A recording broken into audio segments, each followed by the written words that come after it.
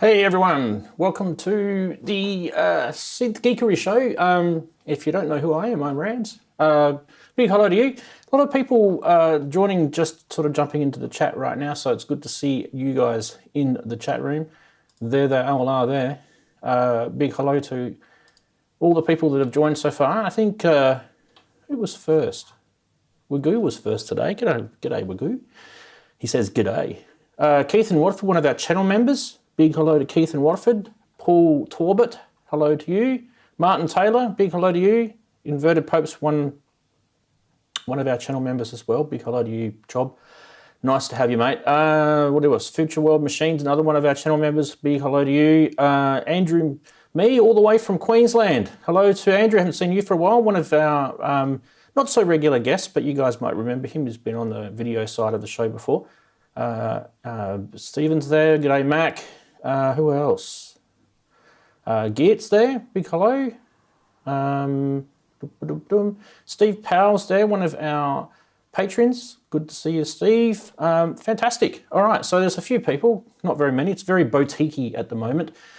So yeah, today, what are we going to get up to? We are getting up to all sorts of skullduggery. But I think what you guys are probably wanting me to get straight into today is the NiftyKEYZ. So why don't we just do it? Let's not chit-chat and muck around. Let's just get stuck into it straight away. Now, what happened to my camera? There it is. Bang. I'm going to go move over to sit over in front of it. Hopefully, Inverted Popes can be a good moderator, because I don't really get a chance to check the chat out. But I'll try and keep an eye. I've got a big screen a little way away from me anyway, so we'll see how we go. Now I need to move myself in front of the camera for a sec. There we go. NiftyKEYZ, everybody. NiftyKEYZ, yay. Okay, so what have we got here? What have we got is the question. Well, for those who don't know what the NiftyKEYZ is, and I'm sure all of you in the chat know what the NiftyKEYZ is, so that I think it's going to be a ridiculous thing to answer. And I just need to change my glasses. Sorry, I just need to pop under the camera again for a sec. Change my old fart glasses over. Ooh, I swear I'm going to hit a button because my headphone cable is going over the top of something that it shouldn't. I don't like that. I don't like that. Maybe I won't use this headphone. Oh, I've got to use these headphones. Anyway, we'll just hope that we don't hit a button. All right, so what is the NiftyKEYZ? NiftyKEYZ is by Cre8audio. They are pretty much in the Eurorack land, up until very, very recently, actually. Most of the stuff they do is to do with modules or cases, where they were the ones that brought out the NiftyKEYZ. And actually, I've got a NiftyKEYZ. I can show you guys that. So this is what they brought out a couple of years ago now, I guess.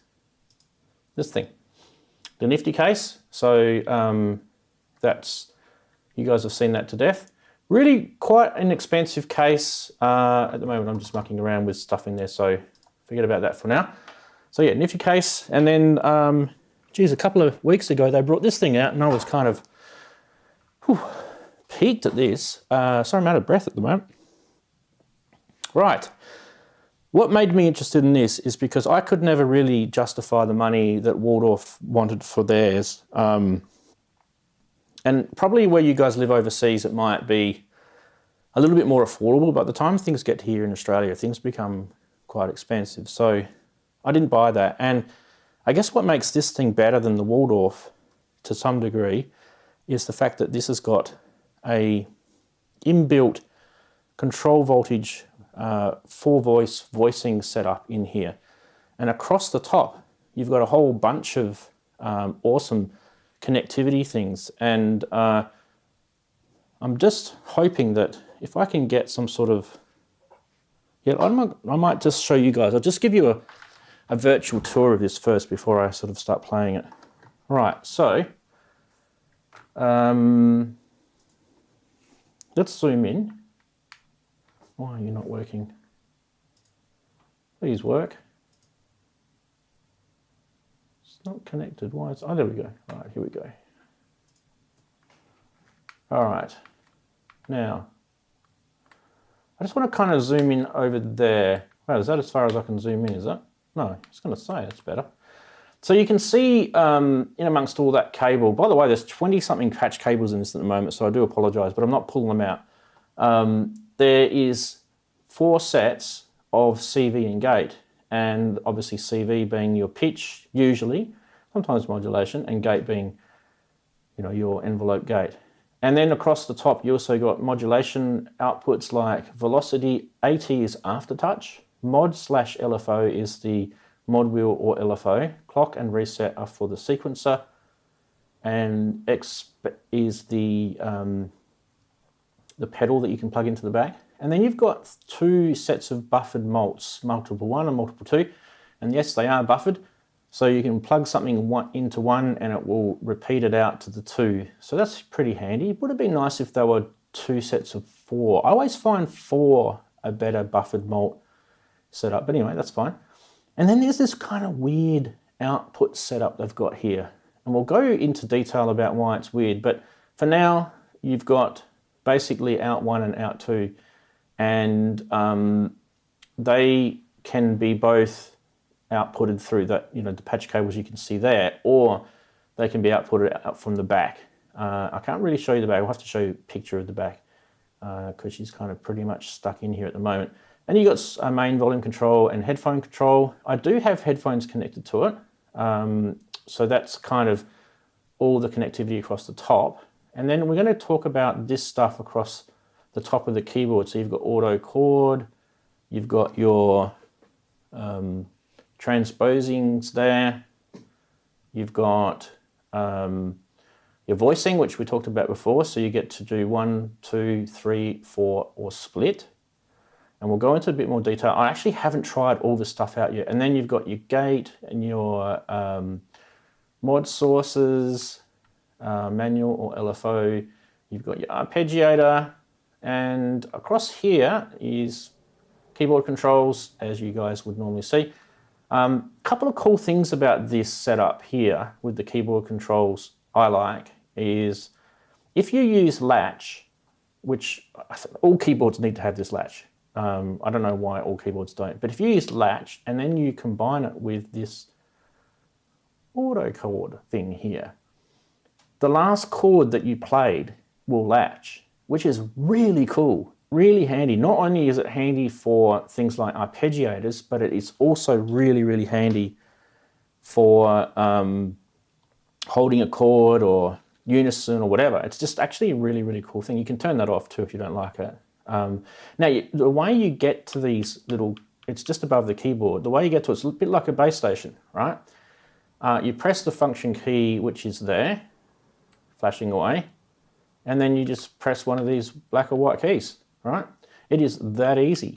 So now I've mucked my camera angle up. I'll have to get it back to how I had it so you guys can see it properly again. What is it about there? Maybe a bit higher. Oh, that'll do. All right, so there's a bit of a tour around it. The other thing I want to show you quickly is, obviously we'll talk about modules and stuff like that in a sec. I want to show you guys some of the other things that it does. So when you buy this thing, it comes in a box.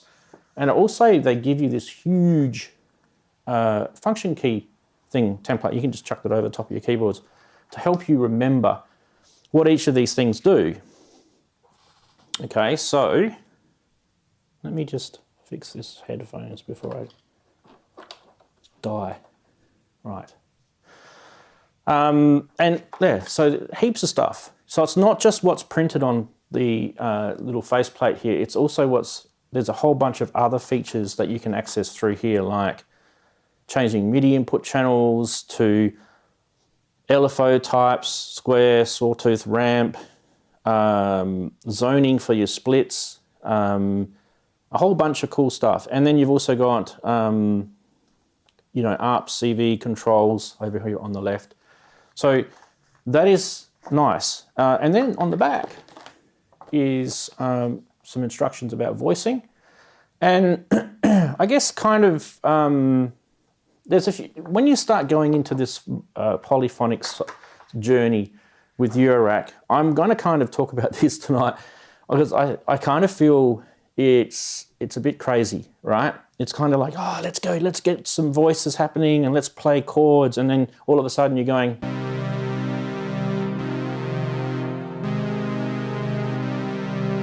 wow, I've got a polysynth. Yay, with Eurorack modules. How cool is that? Yeah. Pulled my hair out for a week setting this baby up to get even something as decent as that. But let me talk through it. So one of the biggest challenges with Eurorack is obviously CV connectivity, and also the way this voicing works on this would be the same on, I guess, anything that you would want to sort of trigger CV and gate, you know, sort of round robin sort of style. So let's just tell you what round robin means. First key press will be usually the first voice, and you guys should see the voice light up here. So just keep an eye around here. I don't know if you can see that. I can see it, but that's the main thing. So that voice lit up, and if I press that another key, it will still keep playing that voice because I've released the keyboard. It's just going to keep playing that first voice, which is here. But if I hold that key down and then I press another key, it's now introducing the second voice, which is this module here, and holding the second and the first, hitting the third, then you've got the next, and then the fourth. And geez, you know what? I'm actually really surprised that it actually sounded like it was in tune. Well, close enough anyway, considering the fact that I actually haven't tuned it yet. Now, that is one of the biggest issues you're going to have with voltage-controlled oscillators in any sort of Eurorack land is tuning. I do thoroughly recommend that you get yourself a tuner and a quantizer. And in this particular case, I'm using this module here, which is the Clavis Caltrans. And I'll put a link in the blog article to all the modules I've used in here, so you guys can check it out. Now it's a bit of a Clavis spree here, because the next module across is actually my envelope controller. And the reason why I've chosen this, it's called the Quad-G, is because of the way it handles multiple envelopes. And you're going to want to do this if you want a sort of purity of like controlling envelopes and not having to adjust 4 different sets of envelopes for a filter and then another 4 different sets of envelopes for a VCA, because that would just be a nightmare. So in this particular case, what I've got is a Quad-G, and I can select all 4 envelopes and just adjust the controls here of my envelope ADSR generator here. And that will actually give me full control over the 4 modules at the same time. And one of the reasons why I've chosen the Behringer 110 modules is their System 100 clone, which I love. You guys know I love the Roland stuff. But also the way that they designed, which is based on Roland's original design. So it's not like Behringer come up with this, it's a Roland thing. Because if you input into the VCF modulation, it will automatically internally wired to the VCA. I can hear someone who's just joined us, by the way, too, so I'll go check that out in a sec. So that's actually really handy, because that means that I can just use the same envelope for both VCF and VCA, but I don't have to. I can also connect a separate envelope. I could put 2 Quad-Gs in here if I wanted to, and I could have different envelopes for VCA and VCF. In fact, you can do it. You can go crazy, right? And we're not talking about going crazy just yet. What we're trying to do is keeping this thing quite simple. So that's why I've used the Quad-G. And let's just give you an example of why this is cool. And just to show you that it's true polyphonic. So you should be able to hear the envelopes release as I...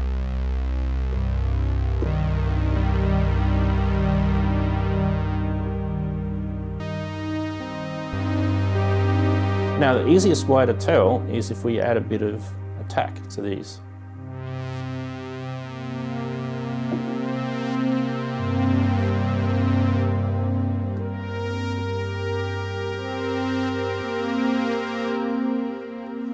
So it's a thing of beauty, isn't it? Just the old-fashioned, sounds, but yeah, it is a thing of beauty. Now, so this is the journey that you want to sort of go and travel down with this if you want to make your own polysynth. And what I've kind of created here is probably a Juno 6, I would say, because it's VCOs, right? Juno 6s were VCOs, if I remember rightly. They're a single oscillator, and I've got this baby going through the 106 chorus module, which is over there, which is actually a true Bucket Brigade delay MN 3009. So that's why you're hearing that beautiful sort of thick chorus sound. If I put it onto square, you'll hear it even beautifully.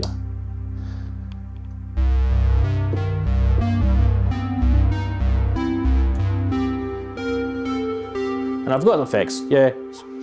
So what about effects? Okay, so that is 4 110 modules, bang, bang, bang. And also, by the way, these, another decision why to get these is they're cheap and they work. There's a few issues with it though, and we'll talk about that in a sec. Next across is the, I don't really know what to put here actually. So what I've done is I've just chosen to put the 150 module, and the reason for that is because I may want portamento. Well, I don't really need it because I've got it in the Caltrans, but it's there anyway. So I decided to go with the 150 module, which has got ring mod noise, sample on hold, and it's got an extra LFO. So that's why that baby is over there. I haven't actually patched anything. I have tried out the ring mod on this, and it does sound pretty meaty. And the last thing is we talked about before I was going across the top and I was showing how the outputs work on this, and it's a bit quirky. So what I've decided to do is use the 4-play. Now, I didn't have to use the 4-play. I could have used, there's a module up here called the 297, which has got a 4 input to single output mixer. Could have used that as well, but I thought it took up too much rack space. So I've used the Quadigy, which is basically a mixer or 4 independent VCAs. The reason for that is because I don't want to have 2 of my voices coming out on the left channel and 2 coming out on the right channel. It's just weird. It's cool at first, and you kind of think, that's cool. But after a while, it's just weird. I kind of want it to come out on a single input, especially with the way synths work. You're kind of used to a mono sort of output on them. So that's what that does. It's taking the 4 inputs and it's mixing it into the 4th output there. And that's the yellow cable that goes into the output, and off she goes into my other mixer. Now let's just pop on back over to the desk so we can, because I can hear people sniffing and making noise. Sorry. Oh, it's Brooksy. It's Brooksy. Let's get Brooksy up. Snotty and horrible. How are you, mate? Snotty and horrible. Oh, yeah. Oh, suffering from the excesses of the other night, I feel. And last night, that was a late one too. Yeah. No, mate, I before we say anything, brilliant stuff, honestly. You know what I'm talking about, right? Yeah. And you're a dark horse, aren't you? You are a dark horse. You never mentioned anything about doing this. Well, because I didn't know. Honestly, I didn't know. On sort of Tuesday night, or around then, Tuesday, I got a message from Ian J. Cole, who said, Andy, you need to go to this. And he sent me the thing, and I thought, I'd never heard of it. Honestly, I'd never heard of it. I thought, what? Okay. So I thought, I'm going to, Jim Glue was also tagged in the post and 1 or 2 other people. And I thought, so I contacted Jim and said, Jim, are you up for this? Are you planning to go? He said, are you going? I said, I think so. He said, well, I'll go then. Yeah, I'm definitely going. Right. Yeah, I'll go then. So, so we sort of arranged, we'll do it. So, and I thought, what the bloody hell am I going to do? So all I really had time to do was to sort really the sounds out and have a bit of a practice just making it up as I went along with the BeatStep Pro and stuff. And put myself in. I thought, well, I come on here and I shout my gob off all the time. So, all right, now's the time to step up to the mic, almost literally, and do it. It was honestly, it was like, oh my god, what's going to happen here? It could have been anything, because I thought, the oscillators could be all, because I didn't have time to check tunings or everything, so I was having to do all that by ear on the fly. But it was all right. It was a lot of fun. It really was a lot of fun. It was a great evening. There were a lot of people there, performers and audience and all sorts, and of all sorts of different music and styles, and from old gents through to freaky goths. I mean, proper freaky, but amazing. So entertaining. We had a great time. We really had a good time. And Jim knows about how to do the sensible thing, so he was able to do a vid on his phone. And actually, the video quality and the audio quality, it's just the mic on his phone. There's nothing else. There's actually, I think the whole thing's, I suppose, in mono, but who cares? You know, it was a laugh. So, well, why don't we have a little look? Obviously, with your permission, because yes, of course you can. Yeah. For those who are wondering what the hell we're talking about, so this is Andy playing at EMOM, and only a couple of days ago. Here we go. Fast forward to, here we go.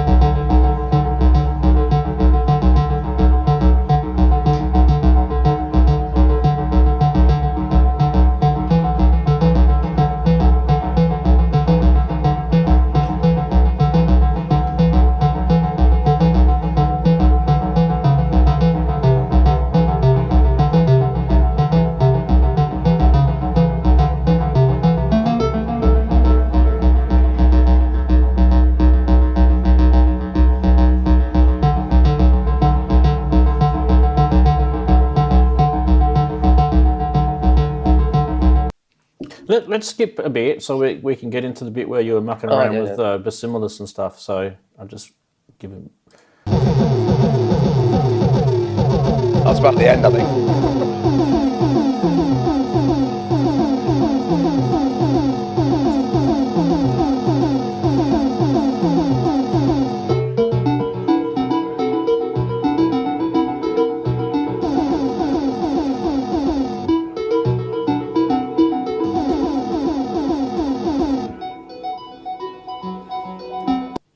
Yeah, that's brilliant, mate. Brilliant stuff. Brilliant stuff. I'm going to get my mouse back over here.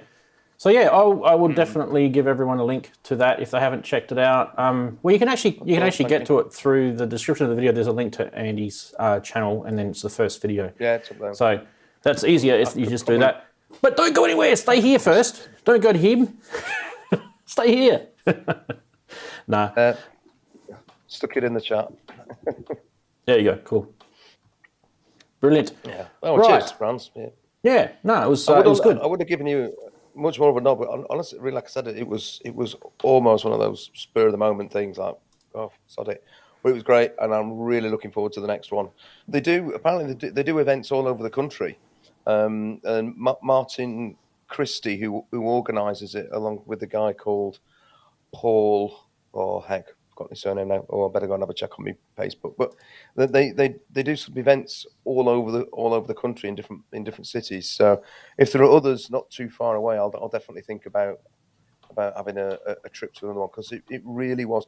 The thing that was so apparent was that there's clearly an appetite for it. There were so many different people there, all just up for having a good time, enjoying whatever you did. Was again, a bit like hardware jams in some ways. Who cares what you're doing? Just get up and have a blast. The girl that came on after me, Karen O'Donnell, she was absolutely amazing. I mean, all she had was a keytar, which she got strapped around, and she was playing with two hands, linked to a JU-06, the original boutique thing, and she was playing folk tunes, jigs and rounds and all. Honestly,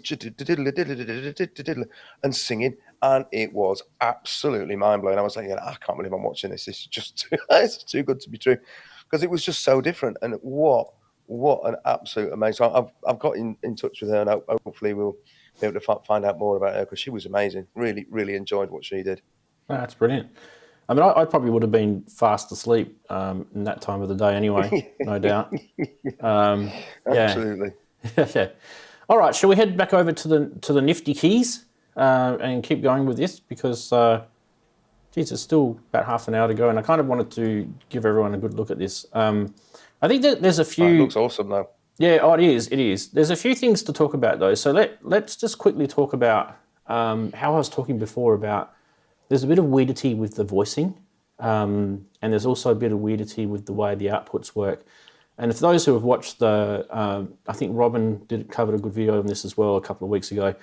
Those lucky buggers get these given to them for free to play around with, because they're good demonstrators. But us mere mortals, we have to buy this gear.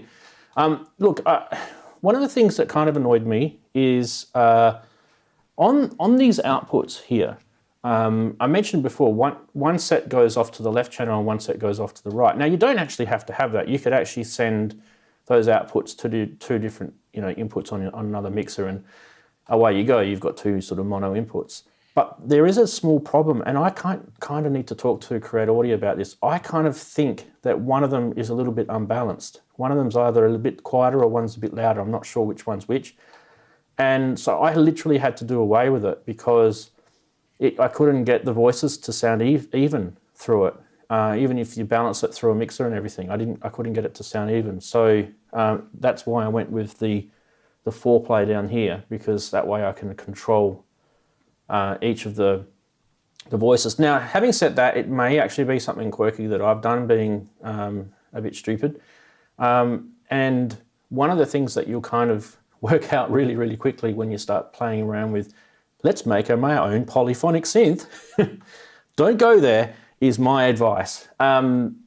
Each one of those 4 modules that I've got from Behringer have slight quirky differences to them.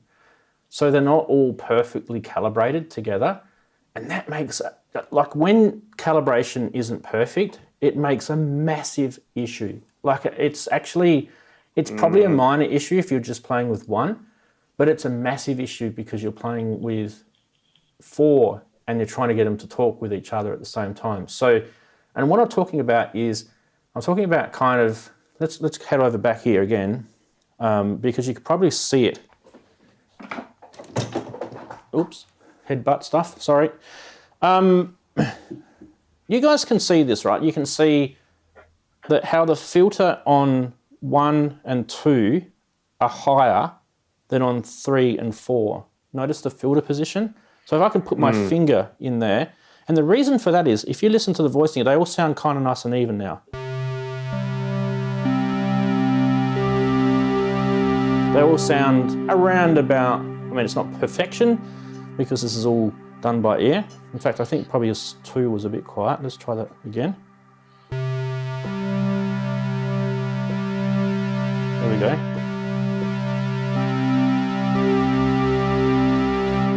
Now, if I was to pull these down and make it all even with the others, this is what you get.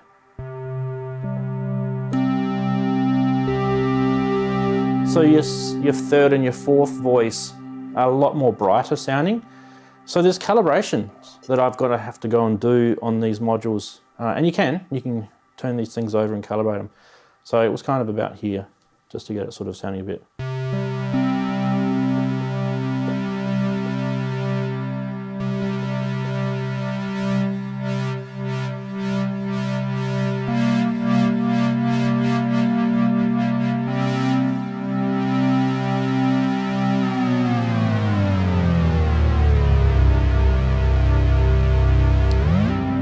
The thing is, with this, we take for granted an analog polysynth. Don't you reckon? Like, you guys, if you got a spare bit of cash and you want to do something for shits and giggles, do something like, you don't have to choose the same voices as me. Find something else to do. But we take for granted using a polysynth. And I'm telling you right now, it's actually quite challenging to create one. And having all these modules talk to each other, especially if they're from different brands. Like in here you've got Behringer and you've got Clavis, and Cre8audio as well. But even with Behringer stuff, some of their Behringer stuff's not made in the same factory. So, some of it's designed in the UK, and some of it's made in China, designed in China as well. So there's challenges, and like I mentioned before, you've got problems with calibration, also tuning, which is why you need to use a tuner and a quantizer, as I mentioned before. But other than that, if you didn't want to use the voicing, like polyphonic voicing on this, that would be okay. Obviously, this would make this thing a lot more simpler. But let's try some cool tricks before we go into anything else. Let's go and let's use the function. So I'm going to go now to unison. I'm going to go 4 voices into 1 voice. Have a listen to this. This is cool. Here we go.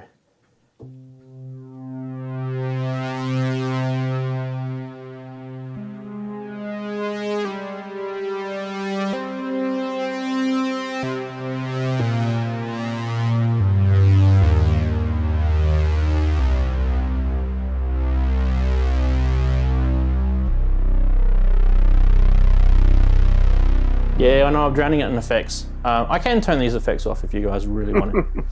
We're not really here to review the effects. And so I will, I'll turn them off for a sec, just to keep you guys happy. Let's just pitch off the, sorry about my back. Here we go. This is just the sound of the synth.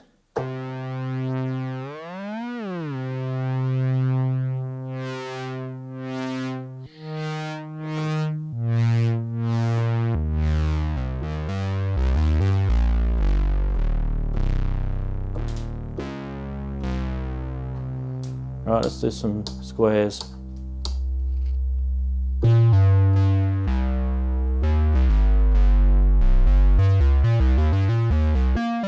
She starts to go out of tune, which is normal.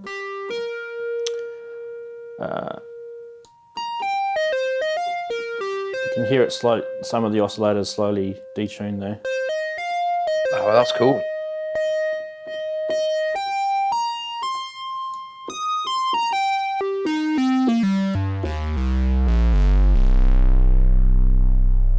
And I love that beating between the oscillators there. Sorry, but I do love the Juno 106 chorus, so it's going back on. Bad luck if you don't like it. And I do love delay.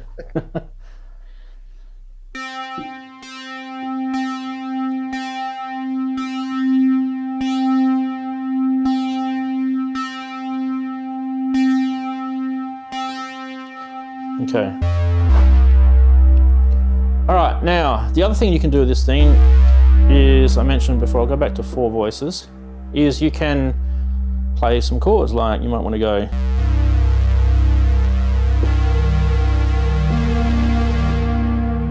So you've played that chord. Next thing you want to do is press latch. Let's just remember that chord.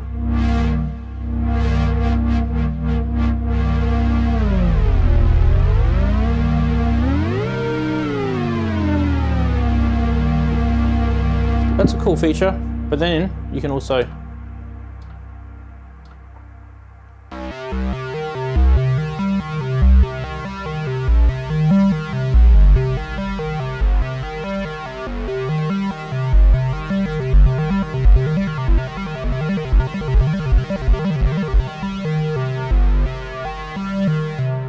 arpeggiator, and there's a whole bunch of modes. So up, down, random. You can do random if you want, just for shits and giggles.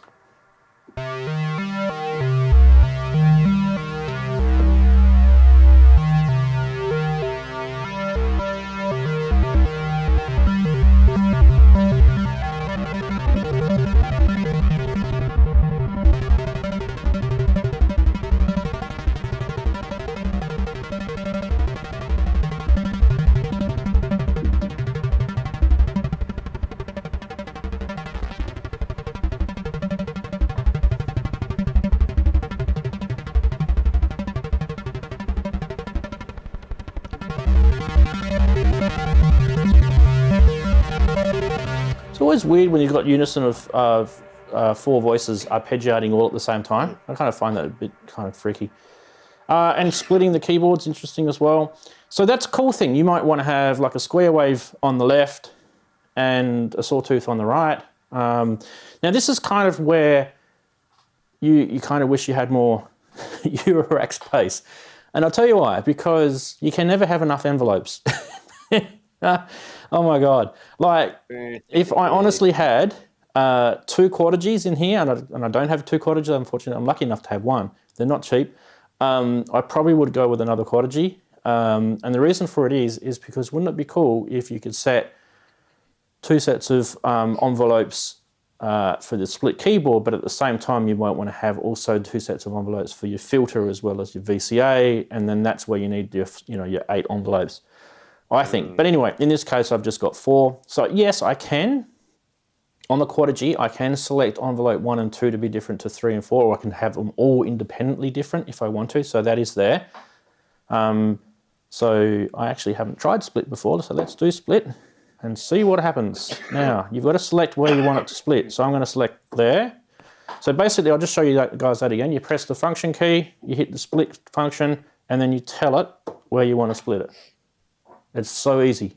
So now, we should get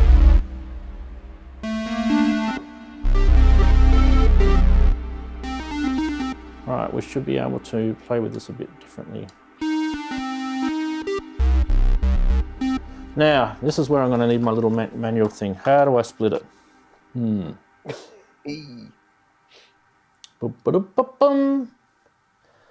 Split zone 2, split zone 1.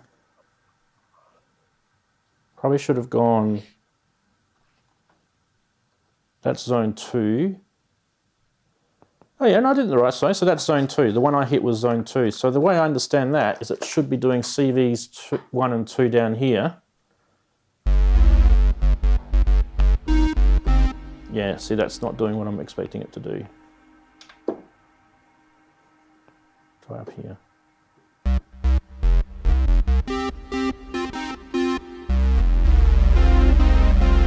Yeah, it's not. I need to read something on that.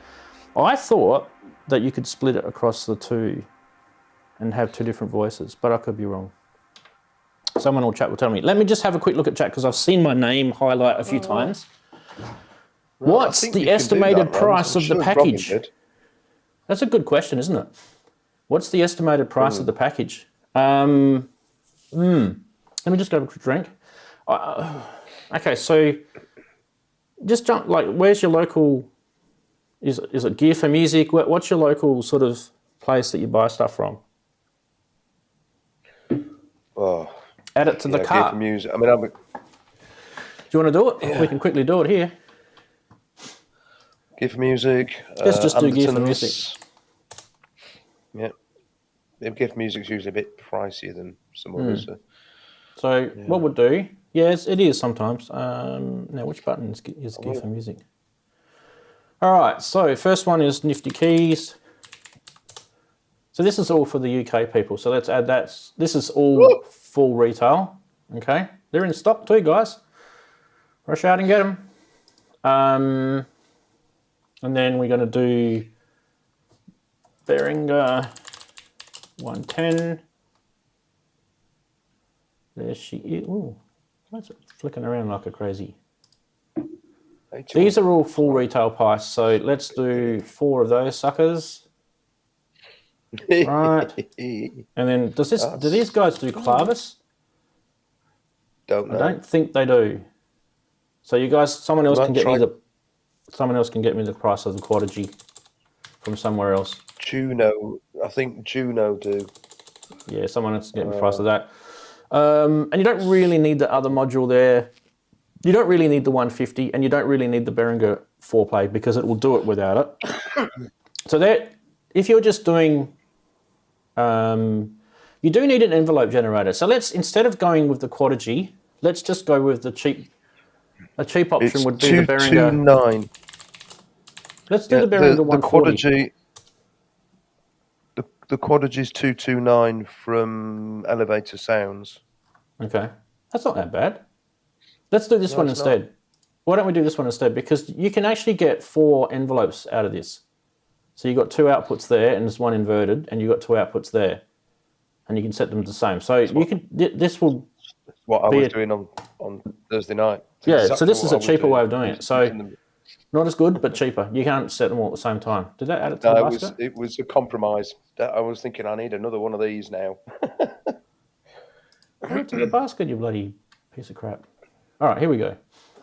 So nearly £1,000, right? Just a few quid shy of £1,000 for a 4-voice System 100. I mean, really, what are we talking about, guys? We're talking, the voicing of the System 100 would be very similar to, I guess, a Jupiter 4, but Jupiter 4 has 2 voice oscillators per voice, so it probably wouldn't be that. Those modules are only a single. Another one of those envelopes in, couldn't you? You could, yeah. Then you'd have 4 envelopes and 2 LFOs. I don't know if you'd have the space though. Oh no, you would. Yep, you would. You're right. You would.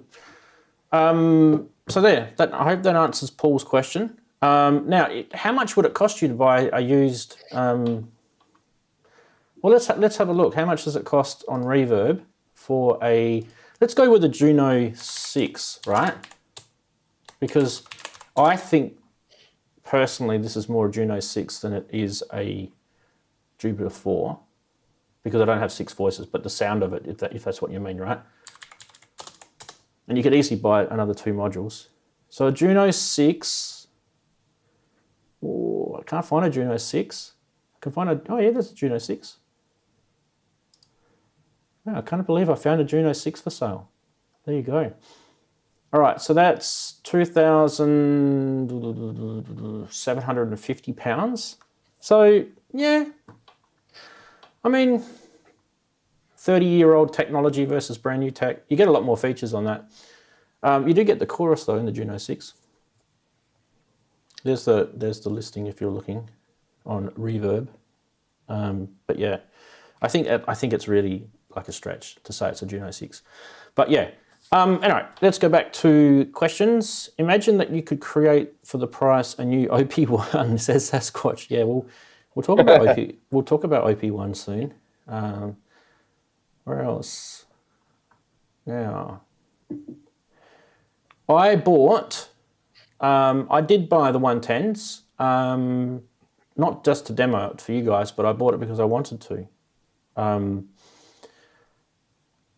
Yeah, I like the sound of the System 100s. I do. I just do. It's not. I can't explain it. But the cool thing is, if I want to make it sound like a Moog or, gosh, you know what you can do? If you want to make it sound like an ARP 2600, guess what you can do now? Watch this. And this is not me showing off. This is just an idea, right? I say, watch this, and then I'm not showing you anything. Look at that, baby. 2600 VCO. So you can buy now Behringer 2600 VCOs. You don't have to buy the whole ARP 2600. You can just get the VCO if you want to get that sound. I think that's a cool idea. What do you think, Brooksy? It's cheap too. I think it's cool. Yeah. So it doesn't have to be, you know. I imagine, like, what you got to think about is, if you go into modular grid and you're looking at VCOs, right? The reason why I chose the 110 is because each module is a VCO, VCF, and VCA. And it's not just that, they've also got internal patching as well that makes things easy for you, so you don't have to like if you look at this, I've used something like 21 or 22 patch cables to do that. I probably could have done it a little bit less patchy with malts and things like that if I wanted to. There's ways I could have, you know, and thank God I'm using those tendrils, because if I was using the other ones that stick up, they would have looked like a nightmare. And I haven't got anything to tidy them up yet, so I could tidy them up. But when you think about it, because of the 110s have got the internal wiring inside, so like from the VCF to the VCA, you don't need to put a patch between the two. So those sort of decisions for me. But there's problems. It's not, as you guys heard, it wasn't 100% pure. The voicing went a bit out as soon as I went up and down octaves. these sort of things, like imagine being a synth designer making a polysynth with VCOs. Like you're going to be pulling your hair out trying to get this thing to like go across 5 octaves and every single voice stays the same tuning, and that all the tricks that they've done to, you know, that we just take for granted. And when you start doing this sort of stuff in Eurorack, you're all of a sudden met with these enormous problems. And there's no, you know, there's no electronics in these things. When they built these modules, they didn't know that they were going to be building, you know, oh, someone's going to put 4 of them together. That wasn't really the, maybe, you know, you might put one of those 110s and you might put it next to the, you know, the 102 or whatever it's 112, which is its big brother up. The big brother up there, right? The 112 is the dual VCO. So you could do that. And then you're going to have to use the 121. When you look at how wide that becomes in your rack, all of a sudden now you've got 2, yeah, you could do lots of the 112s and then you'd have 2 oscillators per voice, and then you're starting to get into Jupiter 4 land, right? But how much space have I got here? I don't have that space. So I kind of just made that decision that I thought that and the chorus, it worked for me. I liked it anyway. Where else? Yeah, you can get, like, there are compact modules that you can get that you can, you know, like 2 HP and there's 4 HP VCOs and all that sort of stuff. So you could, but bearing in mind, underneath those modules is a ribbon power strip, and there's only so many outlets on that. So you know, you could easily fill up a case full of 2 HP and 4 HP modules, even 3 HP modules, but you'd run out of power outlets and you'd have to bring in external power into that, because it's only, I think it's 1500 milliamps, I think, if I remember rightly. Someone will correct me. Play it, says David. Play it! Okay. Well, you obviously haven't heard me play it before. I was playing it before. I was going to suggest also there's Dupfer do a quite small module, a basic synth voice on a card, which is narrower than the 110, which has a basic envelope. It doesn't have an LFO in it, but it has a basic envelope built in. So again, that's about 160 quid. So it's more expensive than the Behringer, 110 module. But does it have a filter though? It actually also, yes, it does. It has the 24 dB ladder. It's really nice sounding. In fact, there's been a few videos on it. Alex Myler Melodies did a good video on it a few weeks ago, because he was thinking about it as a sort of like 101 type thing, and it really does sound good. So that's another possibility. But again, it's that bit more expensive, but it's actually smaller. So if you had those, it's got its own envelope. So then you could stick in if you put that in with, say, your Batumi, then you've got 4 LFOs as well. So it's and it has noise. I think it's a bit more. It's got a bit more going on than the 110. You see. So anyway, I can't remember what it's called. Is it the? Anyway, let's play this. So yeah, you play. All right. So what do we want to do? Let's get a real paddy sort of sounding thing, hey? So sawtooth. Oh, and yeah, I'll talk about something else about filters in a minute too. And I'm glad Kent's here, because I actually think he'd have the answer for me. All right, so we want to kind of have a bit of a tail on this and a bit of attack, right? 10-second attack, is that too much? Yeah, it's too much. All right. So we'll go with like a 3-second attack. One thing I love about the Quodigy, guys, is it's actually got a digital readout, and you can actually set to the seconds what your little sliders are for each of the ADSR.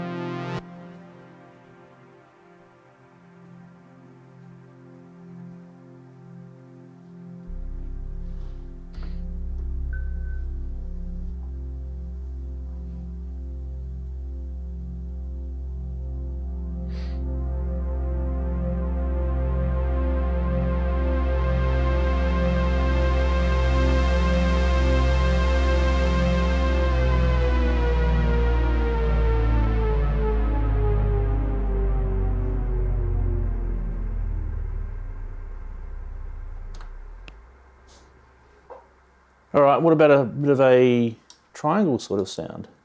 I mean, this is about all this stuff can do.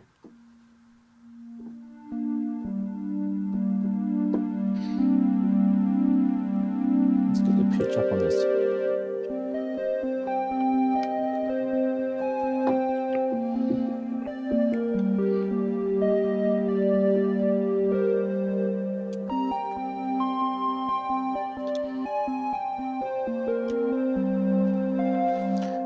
It's interesting, this, because you have to play kind of differently too, the way the voices trigger, because you've got that kind of, if you hold your hand down, it'll go to the next, and if you hold that down, it'll go to the next. But if you let any of the original holding down go, it'll go back to that voice again.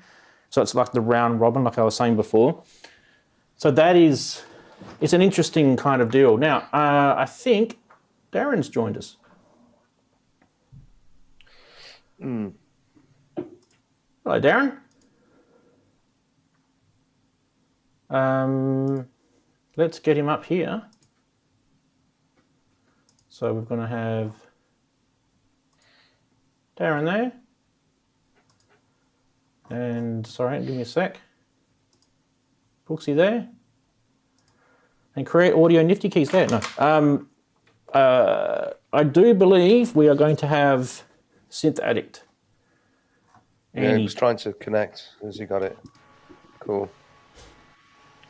I just need to fix up his name too. Just give me a sec.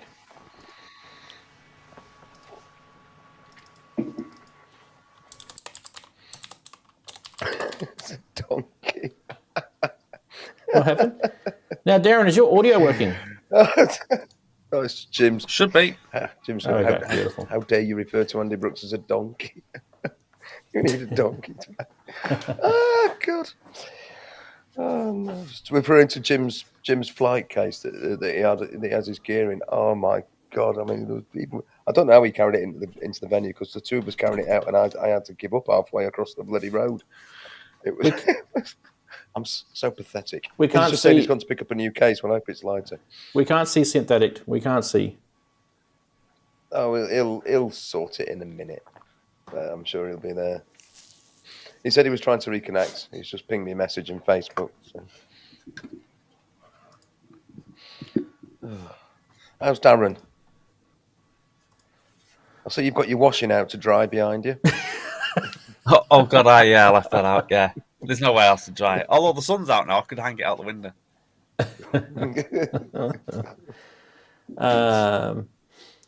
Okay, so I kind of, before we kind of go into the while we got Andy coming in, I do want to talk about this whole NiftyKEYZ thing, because you don't have to buy the NiftyKEYZ to make a polysynth, right? That's not what its only trick is. It's, you know, it's a Eurorack case with a keyboard on it, and one of the benefits is you can create your own polysynth in Eurorack land with it, but you don't have to. You could create 4 separate voices of all sorts of cool stuff and use a whole bunch of other things to control those things, and then use the keys to control one of those voices and play, you know, improvising and stuff like that over it. So that's what I'm saying. Like, this thing is really, really quite, you know, it's really quite intuitive, and it's quite flexible. It's cheap. What was it, about 500 quid? So I forget how much I paid for it. I didn't pay 500 quid for it, that's for sure. But then again, I probably didn't have to pay your VAT. That's probably why I didn't have to pay that much. Anyway, I still think it's pretty priced. What was the Waldorf one? How much was that worth? Well, that was a lot. It's about £700 when it was being retailed. So nearly half, 50% more expensive. Yeah. Yeah. Hello, Andy. Can you hear us and everything? Yeah, you guys hear me okay? Yeah, perfect. Awesome. Nice to have you, mate. The advanced link didn't work. I had to use the beta link. I don't know what the hell's going on. So the new advanced one. Okay, right. Yeah, I tried. It didn't work. It kept giving me stuck in limbo. I was watching you guys on vMix, but you never saw me. Right. So we believe you. No. I was in there for like 25 minutes. Like, can you guys see me? Can you see me? And so I'm just watching the show. Oh, sorry. I was so sorry. I mean, it's really hard. Like when I go over there and play on the NiftyKEYZ, I have literally no way of knowing what's happening. No, it wasn't just that. There was something with the advanced thing that was weird. I don't know what it was. The beta worked right away. So let's go figure. Beta works right away. Just dismiss that certificate error message and just keep using it. No, it's not that. It's the tell me about it later because I can fling a message off to the guys in Brisbane, the company vMix. I actually know them. So, yes. Ken says you're the nice guy that got up in the morning, and also Wagoo, super chat, getting in early. I'm the maniac that got up.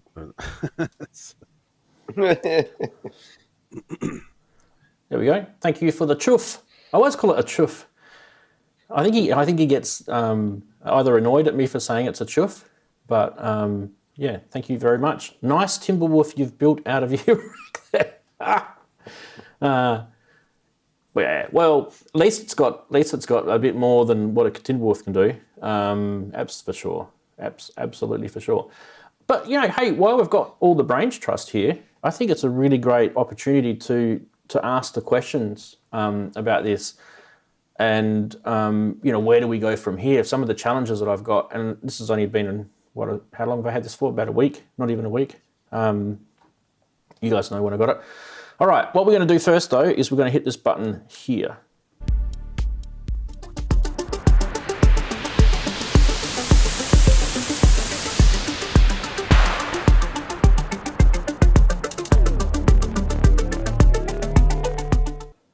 Yep.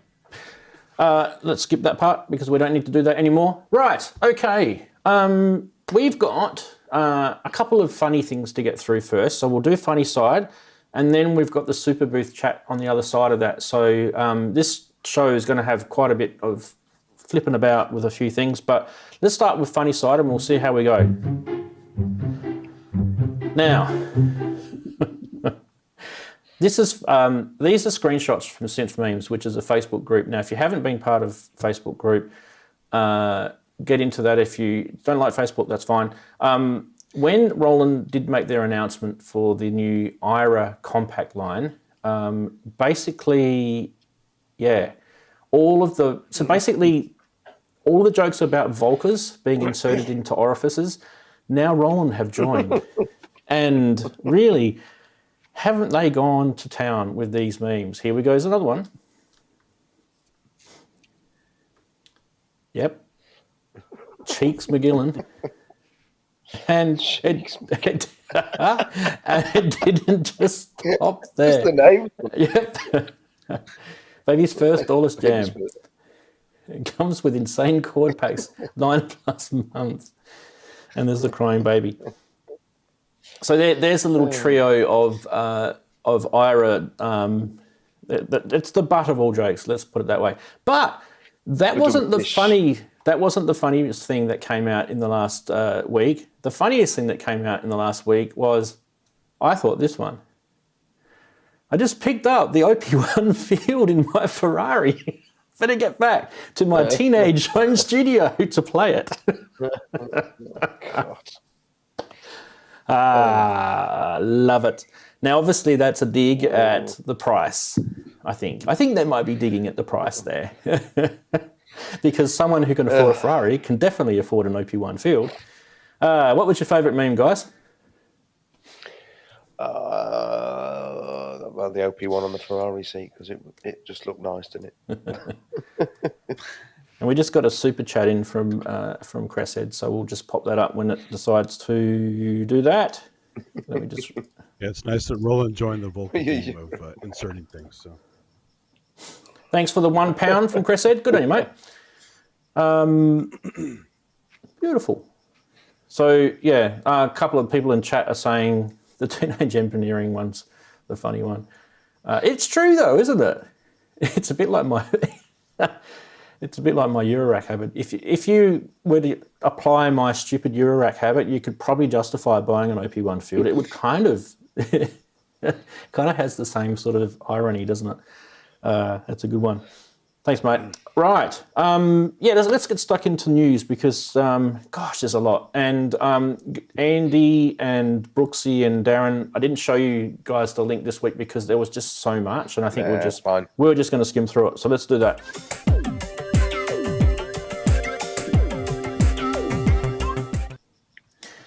Yes. Now let's get this wrong again. Every week it gets this wrong. Really? Is that what the new Oberheim's going to look like? Isn't that stupid? Just give me a second. That's a meme in itself. That. It is just how it gets it wrong every week. All right. So let's talk about these first. Now there's 3 of them. Then I can just quickly show you the first one. This is the T8 Beat. Okay. And then the next one is the J6 Chord. So they're just using all that same sort of naming conventions, aren't they? These things are tiny too, by the way. And the last one is this interesting one. It's kind of, you can see how tiny it is. They've had to put like this big bit of chunky plastic on the bottom left-hand corner because the cable, because it's so thin, to be able to fit like a, an XLR connection to it. Look at the size of that scatter knob. That's a tasty sized knob on that one, isn't it? Is that actually an XLR for the mic? I believe so. It's either that or it's a jack. Could be. Let's have we can grab the website up and have a quick look. Let's go to us for a sec. I think David Allen said it was 1/4 inch in the Nick Bat thing. Oh, was it? Okay. Well, it's a big chunky bit of whatever just to get there, isn't it? I've got the link here. I can actually bring up the Roland page. Here we go. Let's watch it load. Yay! Right, there you go, 1/4 inch. Yeah. But even still, look at the chunkiness. That's just chunky. Yeah, because the average person buying those probably doesn't use XLR chunky anyway. Matchbox. They found a model to take that photo, which probably is like a midget. She's got the smallest hand in the world. Because these things are really tiny. They are really small. So her hands make these things look big, and there's a joke in that as well. Okay, so let's talk about let's call it the Roland midget range. How seriously can we take this? I mean, there's some people out there that are probably going to love this stuff, right? Probably not me though. I've probably just wrecked my relationship with Roland for the next 50 years. Well, we always diss Roland these days for some reason. I mean, the good news is it's AC. Still going for the that's Volkers, always nice, right? Well, I think that They didn't the get it E4, right with the boutique, so I thought the E4 was kind of the most interesting one out of the lot because I thought the other two was kind of, it's almost expected. Do you know what I mean? I don't know. The T8 is sort of basically just a TR8 shrunk, but some other stuff in it. And the E4 is basically the VC. What do they call it? No, VT4, wasn't it? It's basically a VT4. We've got another super chat too. The VT4, yeah, or the VT3 even. Thank you very much, John Simpson, for the super chat. I am going to post that up in a sec once the thing decides to catch up with me. Come on. Waiting. There it is. Thank you very much, John Simpson, for the £5.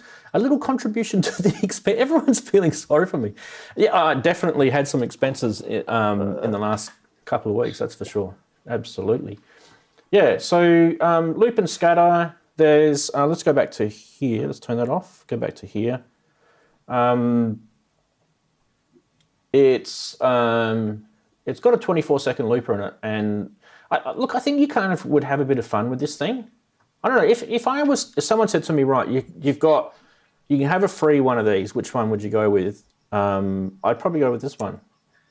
I reckon this one's the most interesting. That's just my opinion though. They do connect up to your computer as well. So, yeah, USB-C. Are they class compliant then? No. Well, I don't know.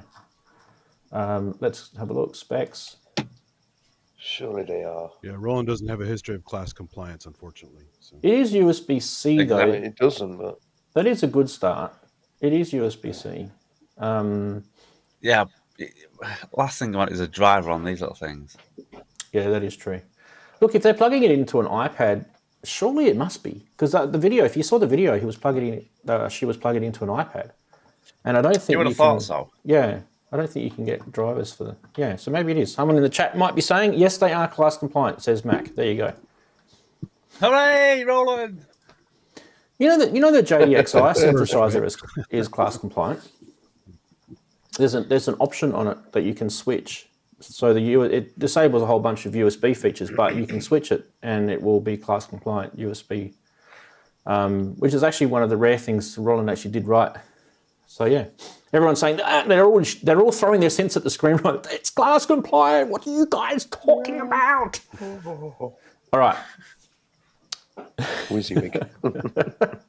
All right, we shall continue on.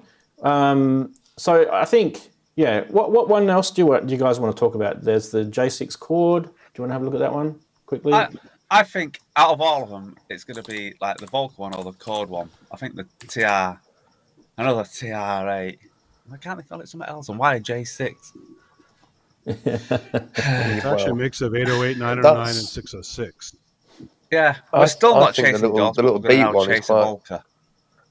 Yeah, I think it's cool. I quite like that little Beats one. I could be quite tempted by that, more so than the voice one, really, because not the voice, the synth one, because it's, I don't know, it just seemed a bit limited, and it was more about how you sequence it than the actual sounds, and it wasn't that. It just sounds like what you'd expect it to sound like. A Juno, yeah. Which I was kind of. But what I will say is they've actually got the price down to where the Volcas sit, where they should have had the original boutiques when they went they're to $199, aren't they? go for the Volcas.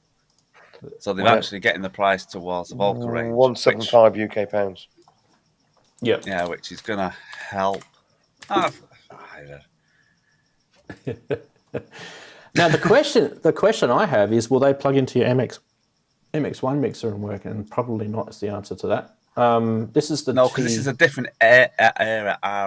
Yeah, of course it is. Of course they wouldn't be that now. compatible. They're going to start another version. Yeah. They'll bring out a new mixer which will be tiny.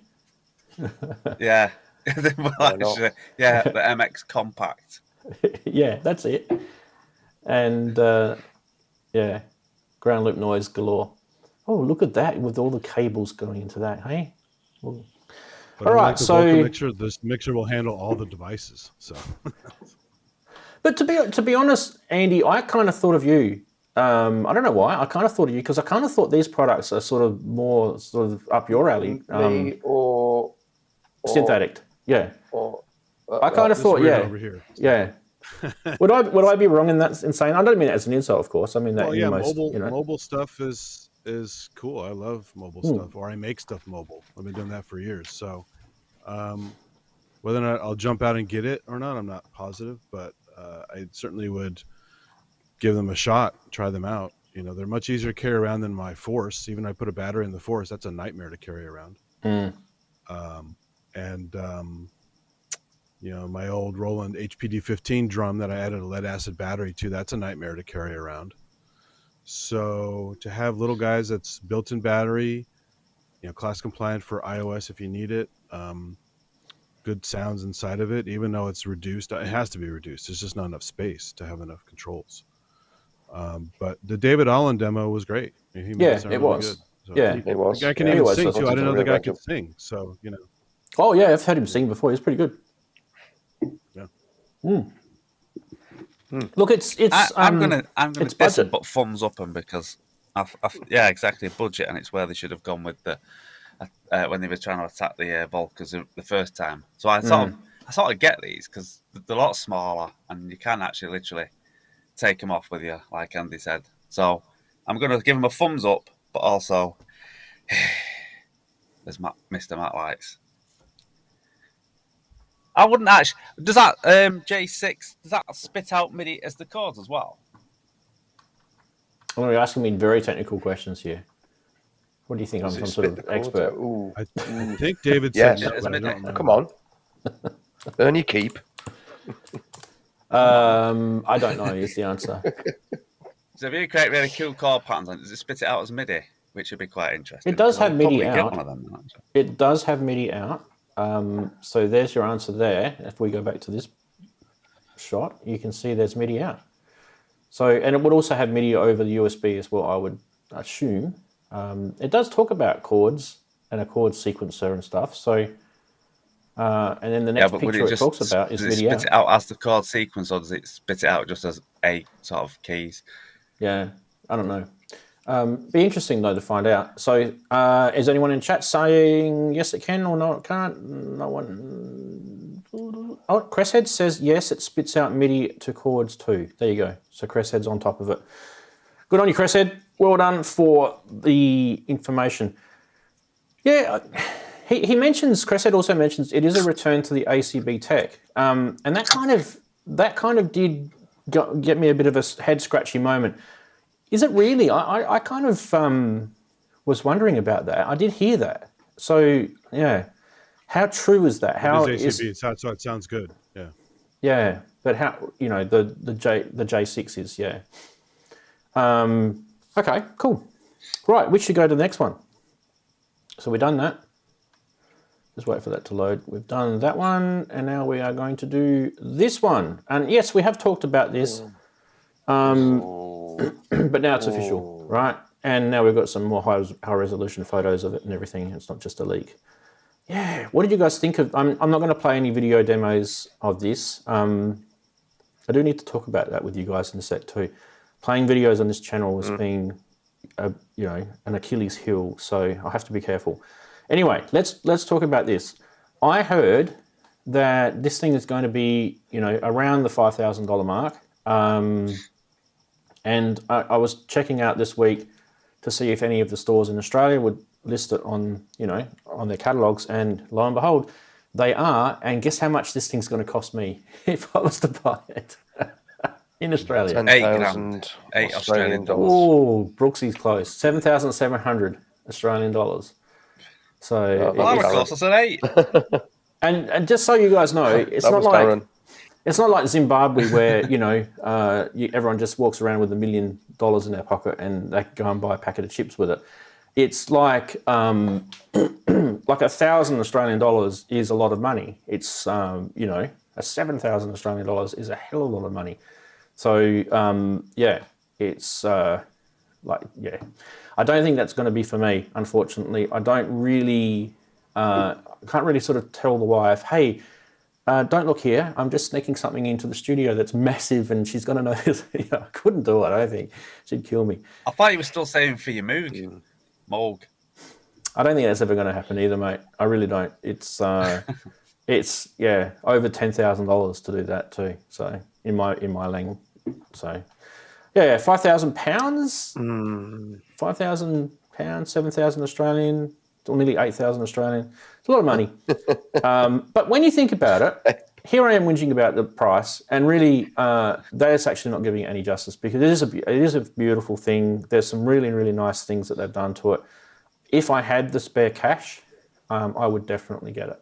There's no qualms about it. If I definitely had a spare $7,000 Australian sitting in my pocket right now, it would just go pop. Thank you very much. I've always wanted to know behind like an OBXA or something like that. So this is really, really beautiful. Anyway, let's get your opinions. I'll shut up. Who wants to go first? Talk about this, because you guys have watched the videos, right? You want to, Darren? Did you watch the video? Andy said he'll go first. All right. Yeah, we spoke about it. Yeah, go. Andy. That Andy. All right. Let's go with that Andy. Yeah, I can't afford it now, but it's certainly something to look forward to. And as Kent Spong said on his show the other day, if you got any of the classics it has inside of it separately, they're all more expensive than this. They need the repairs. They need other stuff going on. They don't have the modern features. And the fact that this has, the OBXA, the OBX, the OBX8, or sorry, the OB8, all inside of it feature-wise, plus new stuff like velocity and other cool stuff. So it's kind of a no-brainer. Again, I don't have money right now to buy it, but I would certainly not balk at buying it, because it's a real value. And I always love the Oberheim stuff. I was talking about OPX2 the other day, the plugin, and I've been using that for years, and I love that. And that was good enough for me, but because I couldn't afford something better. But yeah, if I had the money, no problem, I'd get this. It's a no-brainer. Yeah, brilliant. Good comment. Who was next? Brooksy? Yeah, a bit like what Darren says. I'll say what Andy said. I don't, but except I don't think I'll be able to ever actually realistically afford it unless I somehow come into some money. But if I did, then a bit like Andy, I would cheerfully give it a house room. I would buy one of these quite happily if I was able to say I can afford £5,000 on a synth. It's unlikely, but yeah, because I also think that it's not something that's likely to depreciate quickly. I think it will retain its value. In fact, I think all of these high-end synths that are out there at the moment are likely to retain their purchase price for quite a while, or perhaps even go up if they eventually stop making them. So things like the Moog 1, even things like that Colossus thing. I mean, it's a massive investment, but I don't think you're going to lose any money on it. It's not. I mean, if you go out and buy, other things, the depreciation will be immediate. It's a bit like buying an ordinary car. It immediately depreciates once you've driven out of the retailer. So I do think it's not necessarily stupid to put your money into something like that. Yes. Yeah. What about you, Darren? On the same boat? Different boat? I'll probably say what Andy would say, that Andy would say, yeah, let's just say the same. There's no point in me adding to all that, because that's pretty much what I'd say. I'm never going to end up getting one. I think the question really is, and get one. So for you, Darren, I think the question is, how would you sneak that past the wife? How would you do it? I mean, carry a bag. Well, the question is, once I sneaked it past, how do I fit it in here? Brilliant. Sell the Raven. Yes. All right. You have to print out an overlay, put your old synth in the closet, and put it in place of that. Do you know what, though? I mean, some people have commented that they didn't like the look of this. I think it looks really unique. I actually think this has got a very cool look to it. And I think on stage it will look really cool. I love the grey and, the sort of the whole boldness of all the sections. I just think it's very well laid out. Vintage. Oh, yeah. I mean, it's the style of the original OBX was that style. The OBX-A was with the blue pinstripes, which I think, when I was saying a week or so ago, that I'd love it if they gave the option of being able to have it with the blue pinstripes, because that to me is the Oberheim look. But the more I now, the more I think, actually, that is really very nice. Very nice. Yeah. Beautiful. Okay, next. And this wasn't planned. These are just randomly popping in. Dearie me. Okay, so the Model 15 came out from Behringer. They are making a desktop synth. This is kind of a clone, similarity to cars going past the window making lots of noise here. Similarity to the... I can hear the crickets. Yeah, I've got my window open. Sorry. There's crickets everywhere here. When you go outside, they just scatter everywhere. Yeah, so this is kind of like the Moog, another Moog piss take, basically. How do I say it? But yeah, it is a lot cheaper. If that's kind of the way you want to roll, you're looking at $329 to get this. It's actually not a bad thing. If you want the sound and you don't really care, that could be the way to go.